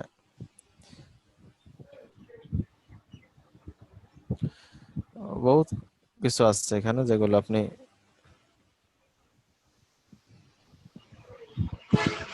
এগুলো আমরা দেখবো আগামীকাল, দেখবো অনেক কিছু, অনেক প্লাগইন সম্পর্কে আগামীকাল দেখবো। শুধু প্লাগইনই চলবে আগামীকাল, যে কোয়েরি কত প্লাগইন আমরা ইউজ করতে ভাই পারি। এটা কোথায় মানে এটা এই পেজটার নাম কি বললেন? Web page alert dot JS, sweet হ্যাঁ alert, alert dot JS dot org. Sweet alert. ভাইয়া শুনতে পাইনি। ওকে, ও সরি। আচ্ছা, তো এই ডাটাটা ডিসমিস হয়ে যাবে, মডেলের ডাটাটা বাটনে ক্লিক করলে। এর ভিতরে দিলাম কি মডেল বডিতে ফর্ম লেখা, এটা তো আপনারা বুঝতেই পারছেন যে ফর্ম এ নিয়ে আগে কাজ করছি আমরা। এই যে ফর্ম কন্ট্রোল তো নরমাল ফর্মের জন্যই। আর MT3 মানে কি, মার্জিন টপে হচ্ছে বুটস্ট্র্যাপে যে 3 মার্জিন টপ, MT মানে কি মার্জিন টপ, প্রত্যেকটা মার্জিন টপে দিছি 3, মানে প্রত্যেকটা মার্জিন টপ হচ্ছে আপনার 16 পিক্সেল করে ভাগ করে দিবে। ওকে, আর এখানে যে বাটন দিচ্ছি, একটা বাটন তৈরি করছি, ইনপুট টাইপ বাটন। আর এই যে ব্যাজি কালার দিছি ইনফো, ব্যাজি কালার ইনফো দেওয়ার কারণে হচ্ছে আপনার ফন্টের কালার সাদা হয়ে গেছে, আর ইনফো মানে ব্যাকগ্রাউন্ড কালারটা হয়ে গেছে ইনফো টাইপের কালার। আর এখানে ফরগেট পাসওয়ার্ডের জন্য একটা দিচ্ছি, যখন আমরা ফর্ম নিয়ে কাজ করবো, পিএসপি নিয়ে কাজ করবো, তখন একটা ফর্মের লিঙ্ক ধরাই দিব এখানে। সেই লিঙ্কে এই ফরগেট পাসওয়ার্ডে ক্লিক করলে ফরগেট পাসওয়ার্ড চেঞ্জ করার জন্য একটা লিঙ্ক চলে আসবে, ওইখান থেকে পাসওয়ার্ড চেঞ্জ করা যাবে। ভাইয়া বুঝতে পারছি।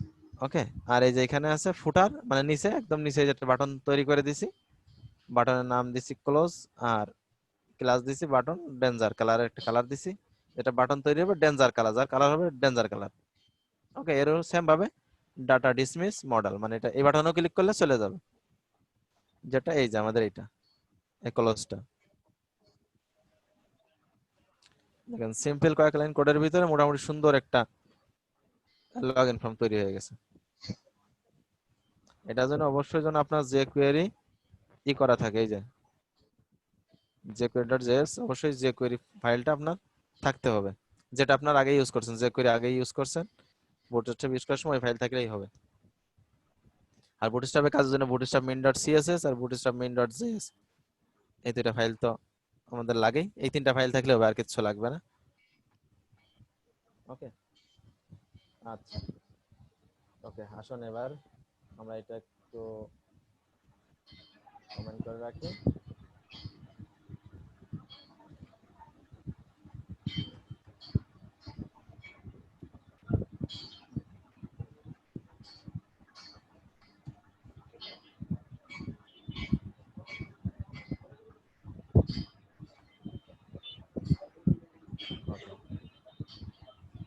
এখন খেয়াল করেন, আসি আমরা একটু জাভা স্ক্রিপ্ট নিয়ে একটু আলোচনা করি। সাপোজ আমরা একটা W3 ইউজ করি, জাভা স্ক্রিপ্ট হচ্ছে একটা স্ক্রিপ্টিং ল্যাঙ্গুয়েজ, জাভা স্ক্রিপ্ট হচ্ছে একটা স্ক্রিপ্টিং ল্যাঙ্গুয়েজ। তো এখান থেকে যাই একটু জাভা স্ক্রিপ্টের ইন্ট্রোডাকশন কি বলে। ইন্ট্রোডাকশন তেমন কিছুই নেই আসলে, এখানে যা আছে সব কাজ শুরু করে দিছে এরা অলরেডি, যে কিভাবে কাজ করে ফার্স্ট অফ অল যেগুলো কাজ করে সেভাবে দিয়ে দিছে। অনেক কিছু চেঞ্জ করা যায়, যে জাভা স্ক্রিপ্টে লাইট অন লাইট অফ এগুলো জাভা স্ক্রিপ্টে করা যায়। এখানে এটা কিন্তু একটা ইমেজ, লাইট অন অফ যে দেখতেছেন এটা কিন্তু একটা ইমেজ, এটা তার কিচ্ছু না।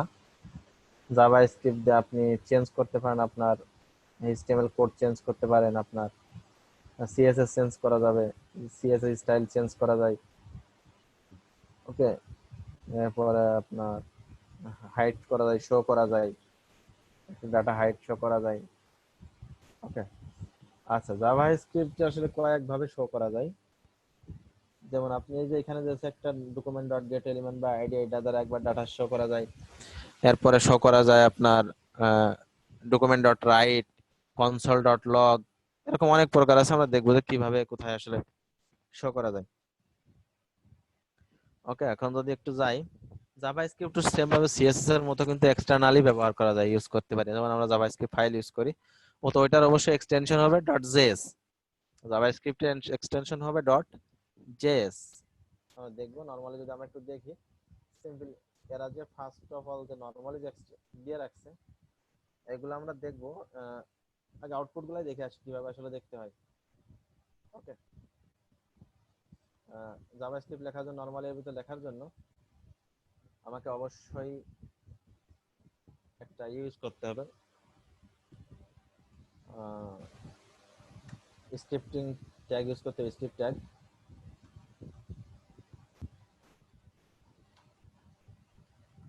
কারণ আমার এখানে এনভায়রনমেন্ট তৈরি করার জন্য আমরা জানি যদি আমরা ইন্টারনাল সিএসএস ইউজ করতে চাই সেই ক্ষেত্রে আমাদের স্টাইল ট্যাগ ইউজ করতে হয়। সেম ভাবে জাভাস্ক্রিপ্ট যদি আমরা এইভাবে ইউজ করতে চাই তাহলে স্ক্রিপ্ট ট্যাগ ইউজ করতে হবে। আর যখন আমরা সিএসএস, যখন আমরা এক্সটার্নাল ফাইল ইউজ করছিলাম যার ফাইলের নামই ছিল ডট সিএসএস, কিন্তু ওই ফাইলে কিন্তু আমাদের স্ক্রিপ্ট ট্যাগ লাগছিল না, কারণ এটার এনভায়রনমেন্টে সিএসএস জন্য। সেম ভাবে আমাদের এই জাভাস্ক্রিপ্ট যখন আমরা এক্সটার্নাল ফাইল করব তখন আমাদের কিন্তু আর লাগবে না, স্ক্রিপ্ট ট্যাগ ইউজ করা লাগবে না। তো আমরা সিম্পল যদি একটু খেয়াল করে দেখেন, সাপোজ এখানে আমি লিখে দিলাম এই ওয়ান ট্যাগের ভিতর লিখলাম ওয়েলকাম। আচ্ছা, ওকে, তাহলে আমার ওয়েলকাম চলে আসছে এখানে একটা।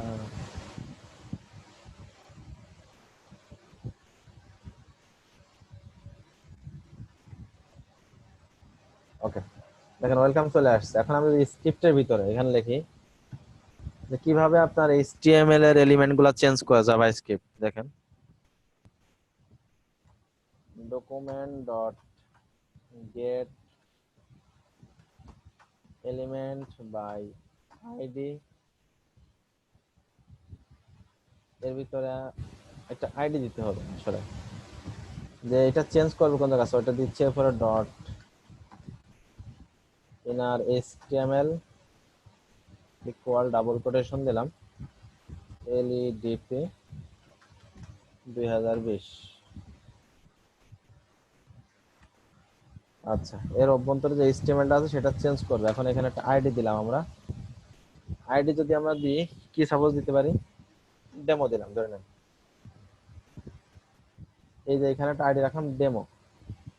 আচ্ছা, এই সেম ডেমো আইডিটা যদি আমি এইখানে বসাই দিই, এখানে বসাই দিই, তখন কি হবে দেখেন। আমি যদি ডেমো আইডি না দিই, এখানে দিলাম না, এখন কি হয়, কোনো কিছু না, ওয়েলকামই আছে।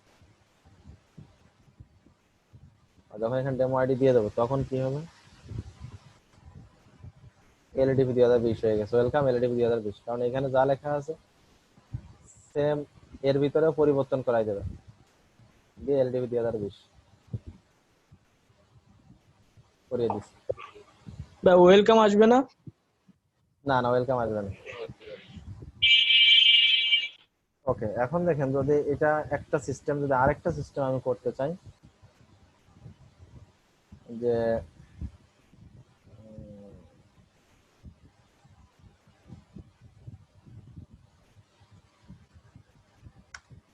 এটা সাপোজ একটা বাটন নিলাম, বাটন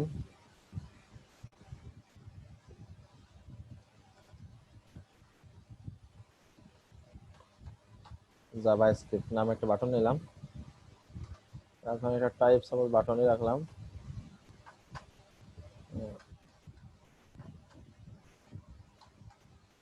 বাটন রাখলাম, আর এখানে দিলাম অন ক্লিক। অন ক্লিকের ভিতরে যদি আমি এটা দিয়ে দিই,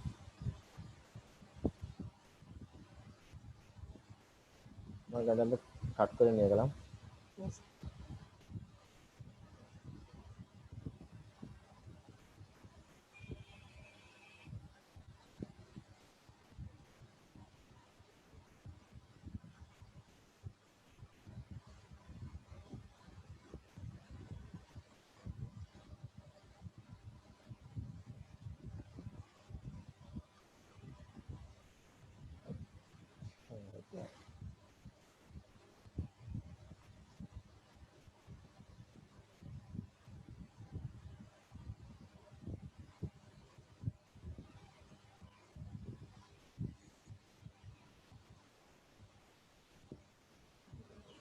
ডকুমেন্ট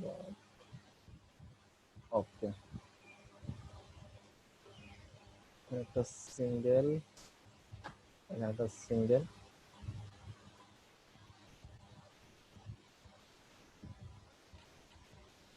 ওকে। যদি এটা দিয়ে থাকি এখন দেখি, ওকে, হ্যাঁ হয়ে গেছে। দেখেন এটা কি আছে, ওয়েলকাম। যখন এখানে ক্লিক করবো, জাভাস্ক্রিপ্ট বাটনে ক্লিক করছি, তখন দেখেন এলইডি 2020 হয়ে গেছে। মানে এখানে ক্লিক করলে চেঞ্জ হয়ে যাবে। এটা নরমালি যেটা থাকবে, এটা ক্লিক করলাম এলইডি 2020, এই কোডটা আমি জাস্ট অন ক্লিক করলাম, মানে অন ক্লিক মানে যখন ক্লিক করব তখন এটা চেঞ্জ হয়ে যাবে, এটা ডাটাটা চেঞ্জ হয়ে যাবে। বোঝা গেছে? আর এটা যদি এখন এখানে নরমাল রাখি, তখন আর তো ক্লিক করা লাগছে না, নরমালি চেঞ্জ হবে। বোঝা গেছে? এখন যদি আমি এখানে সাপোজ, আমার তো বুটস্ট্র্যাপ দেওয়াই আছে, যদি এখানে একটা ক্লাস ইউজ করি, বাটনের সুন্দর একটা ক্লাস, বাটন, বাটন ডেঞ্জার, একটা বাটন হয়ে গেছে। এখন আমি ক্লিক করলাম, এলইডি 2020 চেঞ্জ হয়ে গেছে। ওকে, আচ্ছা ওকে। অতএব এখানে আমরা আরেকটা কাজ করতে পারি, যে আমার HTML আছে, আমি এর কালার চেঞ্জ করতে চাই। সাপোজ এটা কালার চেঞ্জ করে দেবো, ক্লিক করবো কালার চেঞ্জ হবে, তখন আমি এখানে দিতে পারি স্টাইল, আমরা জানি স্টাইল ডট কালার, কি কালার চেঞ্জ হবে এখানে, সাপোজ রেড হয়ে যাবে। ওটা কি হবে, রেড কালার হয়ে যাবে। যখন ক্লিক করবো তখন রেড কালার, এখানে রেড কালার হয়ে গেছে। যখন জাভাস্ক্রিপ্ট ক্লিক করতেছে, এখানে রেড কালার হয়ে গেছে। ওকে, এটা কালারটা চেঞ্জ করে দিই green, sorry,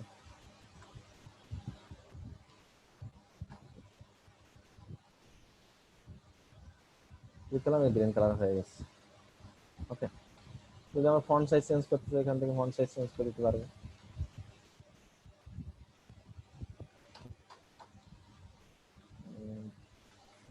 font size 60 pixel করে দিলাম। ফন্ট সাইজ, সাইজের এস বড় হবে না? আচ্ছা আচ্ছা আচ্ছা, ফন্ট সাইজ, হ্যাঁ এবার ওকে, এবার সেখানে কাজ করছে। ওকে, বুঝা গেছে? তো এইভাবে আমরা করতে পারি। এইভাবে অনেক কিছু এক্সাম্পল এখানে দেওয়া আছে। এইভাবে, তারপরে যেখানে এটা হচ্ছে দেওয়া আছে আপনার ইমেজ আকার দেওয়া আছে, এটা দুটো ইমেজ নিয়েও দেওয়া আছে। এটা দুটো ইমেজ চেঞ্জ করা যাবে এখান থেকে।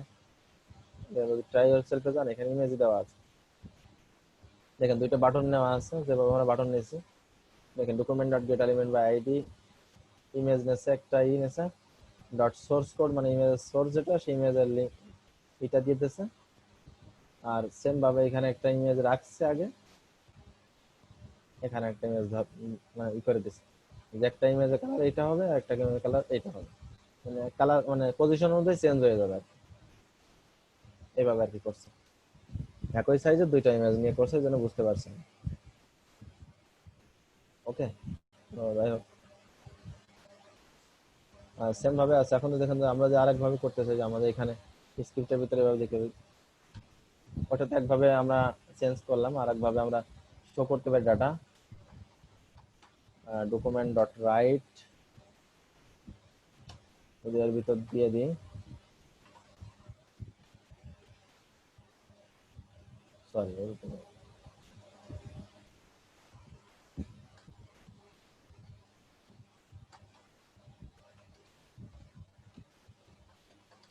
Earning development project. ওকে, দেখেন আমার এখানে চলে আসছে, শো হয়ে গেছে। এটা এটা হচ্ছে নরমালি শো হবে ডকুমেন্ট ডট রাইটে। এখন খেয়াল করেন যে আরেকটা আছে, এখন এখান থেকে আমি ইন্সপেক্ট করি, কনসোলে যাই। দেখেন আমার কনসোলে কিন্তু কোনো কিছু লেখা নাই, যে আমার কোনো কিছু শো হবে কনসোলে। দেখতে পাচ্ছেন কনসোলে কিন্তু কোনো কিছু নেই, জাস্ট ওয়ার্নিং আছে। এখন যদি আমি এইখানে লিখি সেম ভাবে আরেকটা ভাবে যেটা হয়,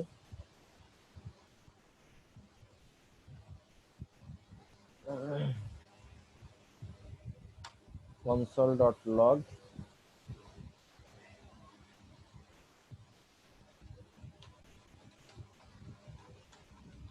LDP যশোর এটা দিলাম।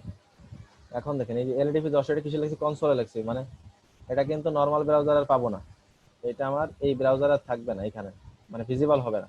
এটা আমি কোথাও ইনস্পেক্টে যাই, যদি কনসোলে যাই, এবার আমি এখানে ইভেন্ট থেকে কনসোল, দেখেন আমার এখানে কাজ করছে। এই যে কয়েকভাবে জাভাস্ক্রিপ্ট এভাবে ভিজিবল হয়। জাভাস্ক্রিপ্টে অনেক কাজের জন্য অনেক কিছু আছে যেগুলো জাভাস্ক্রিপ্ট ধরে রাখা লাগে কুকিগুলো, সেই জন্য এগুলো ইউজ করা হয়। তো নর্মালি ইউজ করা হয় ডকুমেন্ট ডট রাইট আর document dot get element by ID, এই দুইটা জিনিস খুব বেশি ব্যবহৃত হয়। ওকে, তার মানে আমরা ডাটাগুলো শো করতে পারছি এইভাবে। ওকে, আচ্ছা এখন খেয়াল করেন, যদি আমরা যাই, আমরা এটা দেখলাম। ওকে, আচ্ছা যে কোনো বিষয়ে আপনার ল্যাঙ্গুয়েজের ক্ষেত্রে মূল উপাদানই হচ্ছে, যেমন স্টেটমেন্ট, জাভাস্ক্রিপ্ট সিনট্যাক্স দেখে আমরা দেখেন জাভাস্ক্রিপ্ট সিনট্যাক্স দিছে এখানে, এই সিনট্যাক্সটা দিয়ে রাখছে এখানে স্ট্রিং কোনগুলা, ভেরিয়েবল যে কোনো ল্যাঙ্গুয়েজেরই তার ডাটা টাইপ, তার ভেরিয়েবল কিভাবে ডিক্লেয়ার করতে হয়, আদার্স যে জিনিসগুলো আছে সমস্ত বিষয়গুলো আগে জানতে হয়। অনেক কিছু আছে এখানে, দেখেন output statement, comments, variable, operator, arithmetic assignment, অনেক কিছু আছে, নাম্বার, অ্যারে, ডাটা, বহুত কিছু আছে। ওকে, লুপ এইগুলো আমরা আমাদের যখন পিএইচপি করব ভাইয়া সমস্ত কিছু পাবো আমরা। ভাইয়া জি, বেশ, জাভাস্ক্রিপ্টে তো মনে হয় ডাটা টাইপ সম্পর্কে একটু হালকা ধারণা নিলে হয়, এখানে তো আলাদাভাবে ডিক্লেয়ার করার প্রয়োজন হয় না, না ডাটা টাইপ? না না, হ্যাঁ পিএইচপি তো সেম ভাবে, পিএইচপি তো প্রয়োজন হয় না, হ্যাঁ। পিএইচপি তে অটো হয়ে যায়। তো আচ্ছা, আগে আমরা একটু ভেরিয়েবল সম্পর্কে দেখি। ভেরিয়েবল কি? আসলে ভেরিয়েবল হচ্ছে কোনো কিছুর নামই হচ্ছে ভেরিয়েবল, যার মান অনির্দিষ্ট। ভেরিয়েবল এমন একটা জিনিস, কোনো কিছুর নামকে বলা হয় ভেরিয়েবল যার মান অনির্দিষ্ট, যার মান অ্যাসাইন করা থাকে না ভেরিয়েবলের, আপনি অ্যাসাইন করে দিবেন। এখন দেখেন এই ভেরিয়েবলের ক্ষেত্রে যদি আমরা যাই,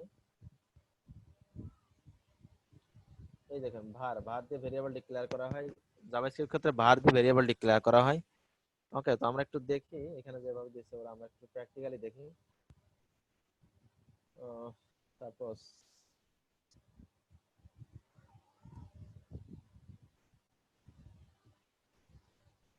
এবার একটু বাদ দিয়ে দিই, আমাদের এইটা থাক আর এইটা রাখি, ডকুমেন্ট ডট ক্যামেরার ভিতরে রাখি, আর এগুলো একটু করে দিই, এখান থেকে দরকার নাই।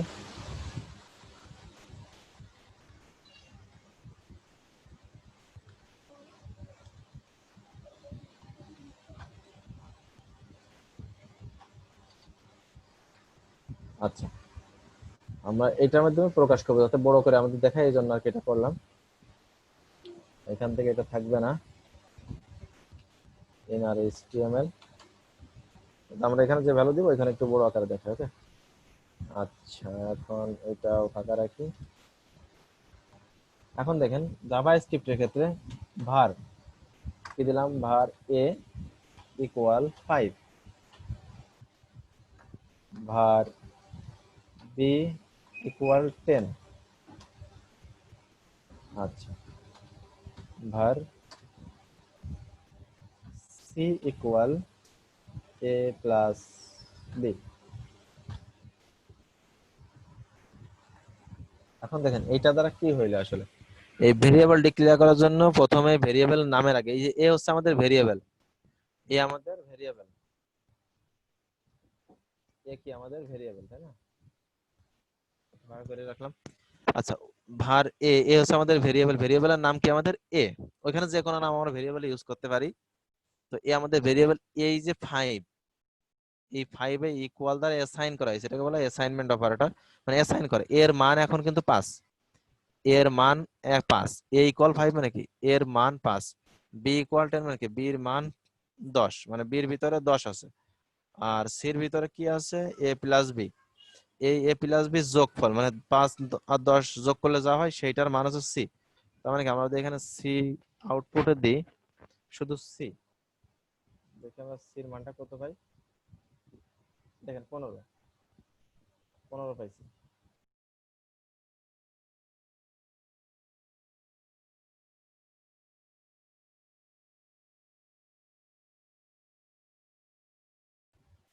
ওকে, তাহলে দেখেন এর মান a ইকুয়াল 5 মানে কি এর মান 50, এর ভিতরে এই 5টা আছে, 5 আছে।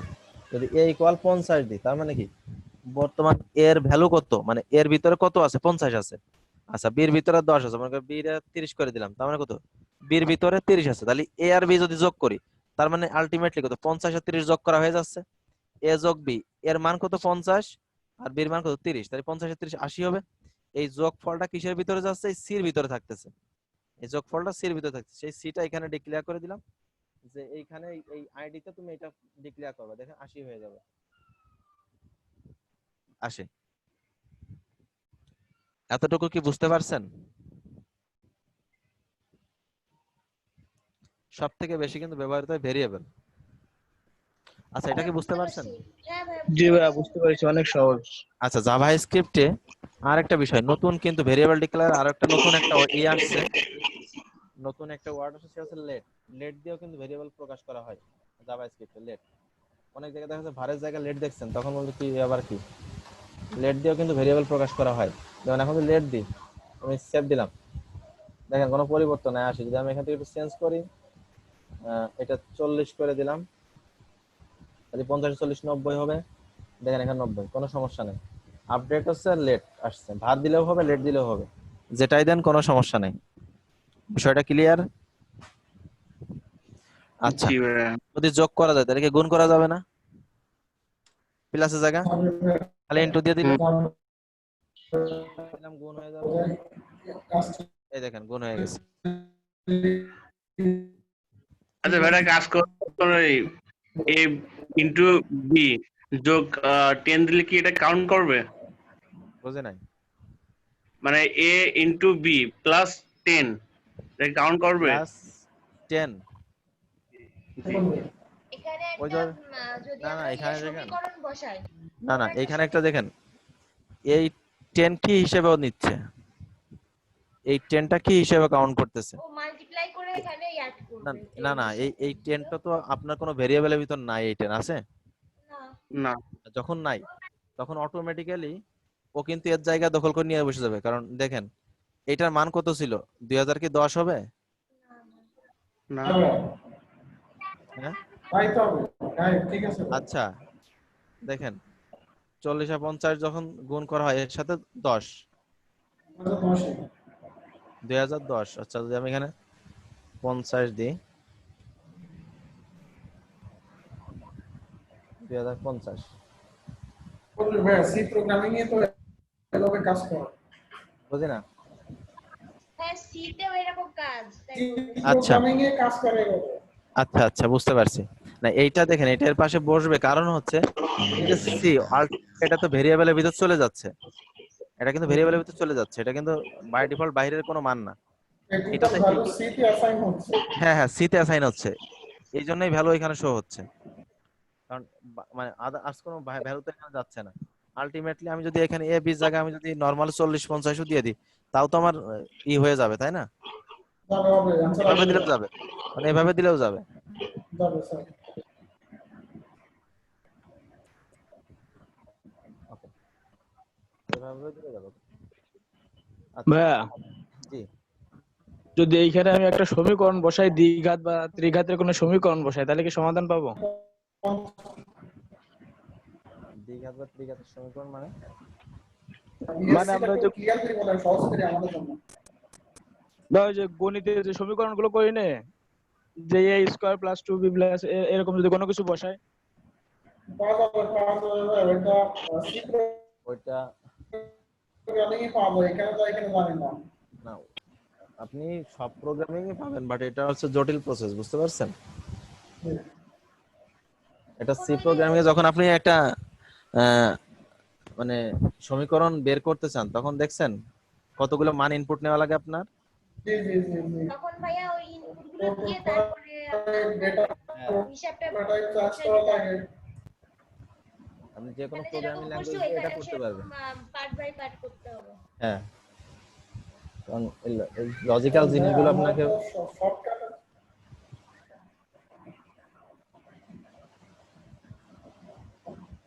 আচ্ছা যেখানে দেওয়া আছে যে অ্যাসাইনমেন্ট অপারেটর, যেটা ইকুয়াল, এটা দেওয়া যাচ্ছে অ্যাসাইনমেন্ট অপারেটর, মানে অ্যাসাইন হয়ে থাকে।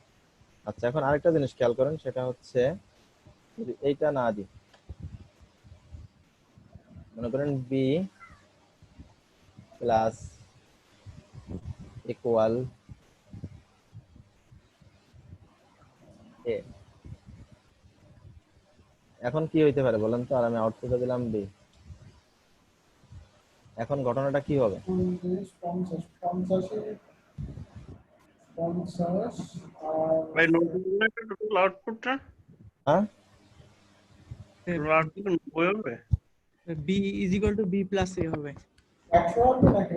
দেখেন আচ্ছা না না, দেখেন এর মান তো থাকবেই, এ তো 50 আর বির মান কত 40, তাহলে 50 আর 40 যোগ হয়ে 90 হয়ে এই বির ভিতরে থাকবে, বুঝতে পারছেন?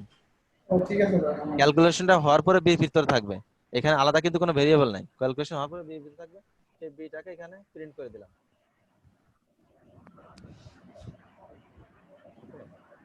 অ্যারিথমেটিক অ্যাসাইনমেন্ট এটা। আচ্ছা আচ্ছা আচ্ছা আচ্ছা।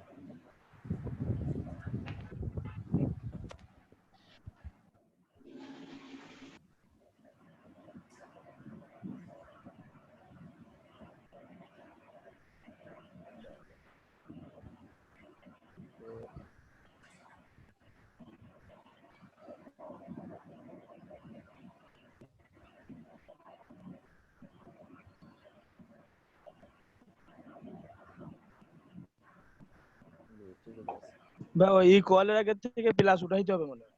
না না, ওটা না না, ওটা তো অ্যাসাইনমেন্ট। এটা অ্যাসাইনমেন্ট এইভাবেই নেবে, কিন্তু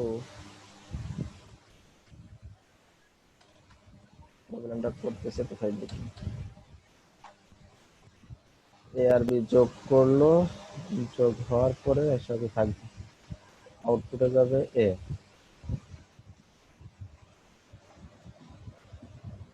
ব্যাপারটাকে এটা কাজ করবে না কেন?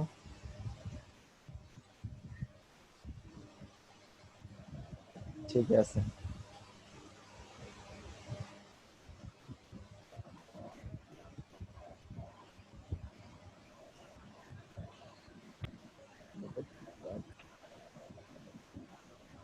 ওকে, হ্যাঁ কাজ করছে।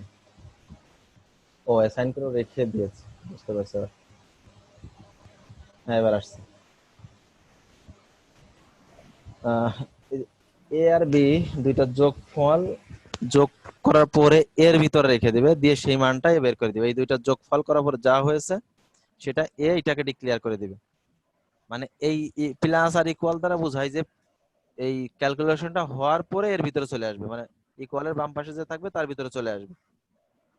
এই দুইটার আগে প্লাস, বি এর প্রেজেন্ট, বুঝি না? বি এর প্রেজেন্ট ভ্যালু আছে 90। না এ এর এ প্রেজেন্ট সরি, ভ্যালু, এ এর প্রেজেন্ট হ্যাঁ ভ্যালু 90। এ এর প্রেজেন্ট ভ্যালু আছে 90, এ এর প্রেজেন্ট ভ্যালু 90। ওকে, ফিক্স করা হলো। হ্যাঁ এখন এইভাবে হচ্ছে আপনার ভেরিয়েবল, আপনি এইভাবে লিখতে পারেন, আর একভাবে লিখতে পারেন ভেরিয়েবল যে এইভাবে, তারপর var লিখলেন a, b, x, এভাবে ভেরিয়েবল লিখলেন। লেখার পরে আপনি কি করলেন? a equal 20, b equal x equal to a plus b 80, আর x ইকুয়াল টু দিলাম a প্লাস b। এখন দেখেন প্রত্যেকটার আগে কিন্তু আমার আর var লেখা লাগে না, কারণ আমার এখানেই ডিক্লেয়ার করা আছে। বাট মূলত এইভাবে লেখার নিয়ম না, নিয়ম আগে যেভাবে লিখছি ওইভাবে লিখতে হবে। এখন এক্সট্রাকে আমি এখানে ডিক্লেয়ার করে দিই, তো কত হবে? 80 আর 20 100 হবে। আনডিফাইন দেখাচ্ছে, দেখেন আনডিফাইন x প্লাস, ভাই x এর ইকুয়াল দেওয়া হয়নি তো। আচ্ছা হ্যাঁ ইকুয়াল হয় নাই। হ্যাঁ এই যে 100। তো এইভাবেও লেখা যায়, আপনি এক লাইনে ভেরিয়েবল গুলো ডিক্লেয়ার করে এভাবেও লিখতে পারেন, বাট উচিত হচ্ছে আপনি প্রত্যেকটা ভেরিয়েবলের আগে এভাবে লিখে, মানে ভার লিখে লিখে লেখা উচিত। মূল আপনি এভাবেও লিখতে পারেন, যদি ইচ্ছা হয় আপনি এভাবে লিখতে পারেন, কোনো সমস্যা নেই। ওকে, ভেরিয়েবলটা আমাদের খুবই কাজে দেয়, এই ডাটাগুলো ভ্যালু অ্যাসাইন করার ক্ষেত্রে প্রচুর কাজে দেয়।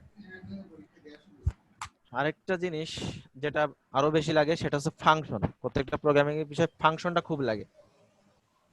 এখন মনে করেন ফাংশনটা আসলে কি, আমাদের বাসা বাড়িতে অনেক অনুষ্ঠান হয় না, তো সেই অনুষ্ঠানে আমরা কি বলি, একটা ফাংশন বলি। যেমন যদি বিবাহের অনুষ্ঠান হয়, তো বিবাহের অনুষ্ঠানে অনেক কিছু আমাদের থাকে, সেটা হয় গায়ে হলুদের একটা অপশন থাকে, এটা বউ ভাতের একটা অপশন থাকে, আদার্স বিভিন্ন প্যান্ডেল ট্যান্ডেল দিয়ে অনেক কিছু অপশন থাকে আর কি। তো প্রত্যেকটা মানে একটা ফাংশনের ভিতর অনেকগুলা কাজ থাকে, তাই না, অনেকগুলা কাজ হয়। এখন এক একটা কাজের দায়িত্ব, একটা ফাংশনের ভিতরে এক একটা কাজের দায়িত্ব আলাদা আলাদা।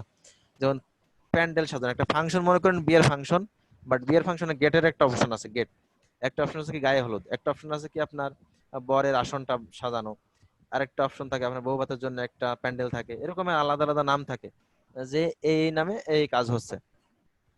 এখন মনে করেন আমি বিয়ে বাড়ির একটা ফাংশন, আমি আপনার গেটের দায়িত্বে আছি, সাপোজ গেট সাজাবো। তো আমাকে যখন কল করা হবে, আমাকে যখন অথরিটি ডাকবে যে এনামুল আপনার কাজের কি অবস্থা, আপনার যে কাজটা করছেন সেটা ডেলিভারি দেন, তো আমি তো অবশ্যই গেটেরটাই দিব, কারণ আমি গেট নিয়ে কাজ করতেছি, আমার কাজ হচ্ছে গেট। আর বাকি যারা যেটা আছে তারা সেটা তাদেরকে কল করা হয়, তারা তাদের কাজটা হচ্ছে ডেলিভারি দিবে, আর আমিও অবশ্যই আমার যে কাজটা সেটা দিব। তো কি সেটা কি হলো, তাহলে একটা ফাংশনের ভিতরে অনেকগুলো ভাগ থাকতে পারে, অনেকগুলো কাজ থাকতে পারে, অনেকগুলো ব্যক্তি কাজ করবে, এক একটা ব্যক্তির এক একটা পার্ট নিয়ে কাজ করে, প্রত্যেকটা কাজের এক একটা আলাদা নাম থাকবে, তাই না? ঠিক সেম ভাবে আমাদের ফাংশনেরও নাম থাকবে। ওকে, আমরা যদি একটু ফাংশনের দিকে যাই, একটু ফাংশন দেখি। এখানে অবশ্য তেমন কিছু দেওয়া নেই, যেমন ফাংশনের জন্য সিনট্যাক্স, ফাংশন লিখতেই হবে, কিওয়ার্ডটা লিখতেই হবে, এরপরটা ফাংশনের নাম হবে, প্যারেন্থেসিস দিতে হবে, এরপরে আমরা লিখতে পারি প্যারামিটার দিতে পারি, এরপরে কার্লি ব্র্যাকেট দিয়ে আমরা শুরু করব লেখা। ওকে, এখন খেয়াল করেন যদি আমরা লিখি কিছু একটা ফাংশন, ফাংশন আর কিছু দেওয়া আছে এখানে,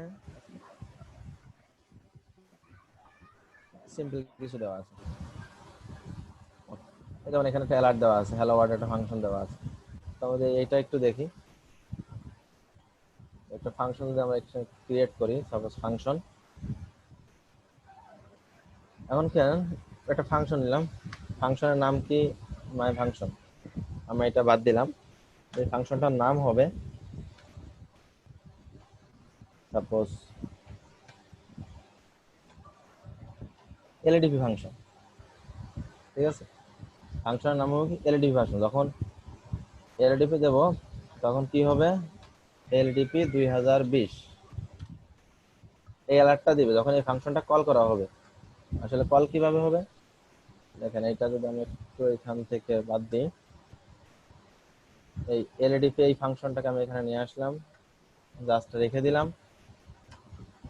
সেমিকোলন দিয়ে শেষ করে দিলাম। এখন দেখেন যদি আমি এটা ওপেন করি, আমার কিন্তু এটা পাচ্ছে না। ওকে, হ্যাঁ আসছে।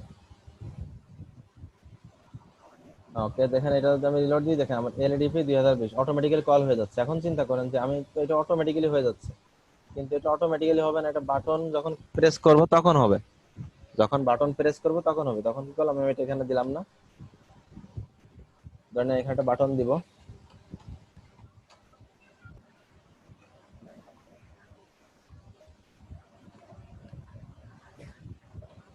এলডিপি নামে বাটনটা নিলাম, এলডিপি ফাংশন দিলাম।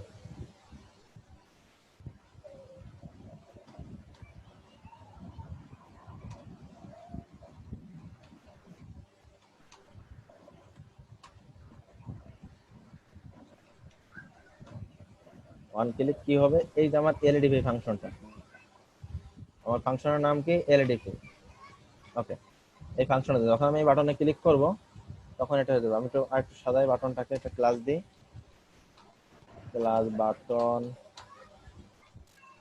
প্রাইমারি। ওকে, আমার বাটন হয়ে গেছে, আমি ক্লিক করি, আমার এটা শো করবে, ক্লিক করলে শো করবে, আদারওয়াইজ শো করবে না। দেখেন আমি যখন নর্মালি আমি রিলোড দিই, আগে কি রিলোড দিলে শো হচ্ছিল, রিলোড দিয়ে কোনো সমস্যা নেই, যখন ক্লিক করছি তখন এটা শো হচ্ছে। সিম্পল আমি যদি আরেকটা ফাংশন ক্রিয়েট করি, মনে করেন এর ভিতরে একটা ফাংশন নিলাম, এই ফাংশনটার নাম দিলাম আমাদের মারুফ ভাইয়ের নাম দিই ফাংশন, মারুফ, মারুফ নাম দিলাম। এখন মারুফ ভাইকে যখন কল করা হবে তখন মারুফ ভাই আমাদেরকে জানাবে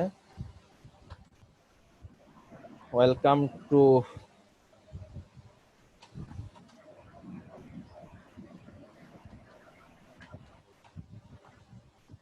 দিয়ে আমি এখানে একটা ওকে, এটা হচ্ছে মারুফ নামের ফাংশন, যখন কল করা হবে তখন। এখন আমি দেখেন এখানে একটা ক্লাস নিলাম, এই ক্লাসটা দিলাম প্রাইমারি ছিল, এটা দিলাম হচ্ছে ডেঞ্জার, আর ফাংশনের নাম কি হয়ে যাবে, চেঞ্জ হয়ে যাবে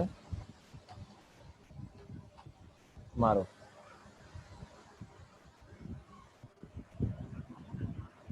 ওয়েলকাম টু আওয়ার গ্রুপ, এটা ক্লিক করব, এলইডি 2020 এলইডি, আচ্ছা সরি, বাটনের নাম তো চেঞ্জ করে নাই, এটা দেখা যাচ্ছে এটা মারুফ ফাংশন দিয়ে। ওকে, এলইডি 2020 এটা মারুফ ফাংশন দিলে ওয়েলকাম টু 2020। তাহলে বোঝা গেছে, যার নাম ধরে ডাক দিব जी भैया ভাইয়া শুধুমাত্র সেই কাজ করবে। ভাইয়া জি, অন ক্লিকের ভিতরে একটার ভিতরে যদি দুইটা ফাংশন ইউজ করা হয় তো প্রথমটা কাজ করবে না দ্বিতীয়টা কাজ করবে? বুঝি না। মানে এখানে তো দুইটা ফাংশন ক্রিয়েট করা হয়েছে, একটা হচ্ছে এলইডি তে, একটা হচ্ছে মারুফ। তো অন আচ্ছা, ক্লিকের ভিতর যদি দুইটাই একসাথে ইউজ করা হয়, যে ওইখানে তাহলে কোনটা কাজ করবে? এইভাবে হ্যাঁ হ্যাঁ দুইটা পর পর, মানে প্রথমটা প্রথমে আসবে, এরপর এটা পরে পর আসবে। মানে একসাথে দুইটাই কাজ করবে না? হ্যাঁ, হ্যাঁ পর পর দুইটা আসবে।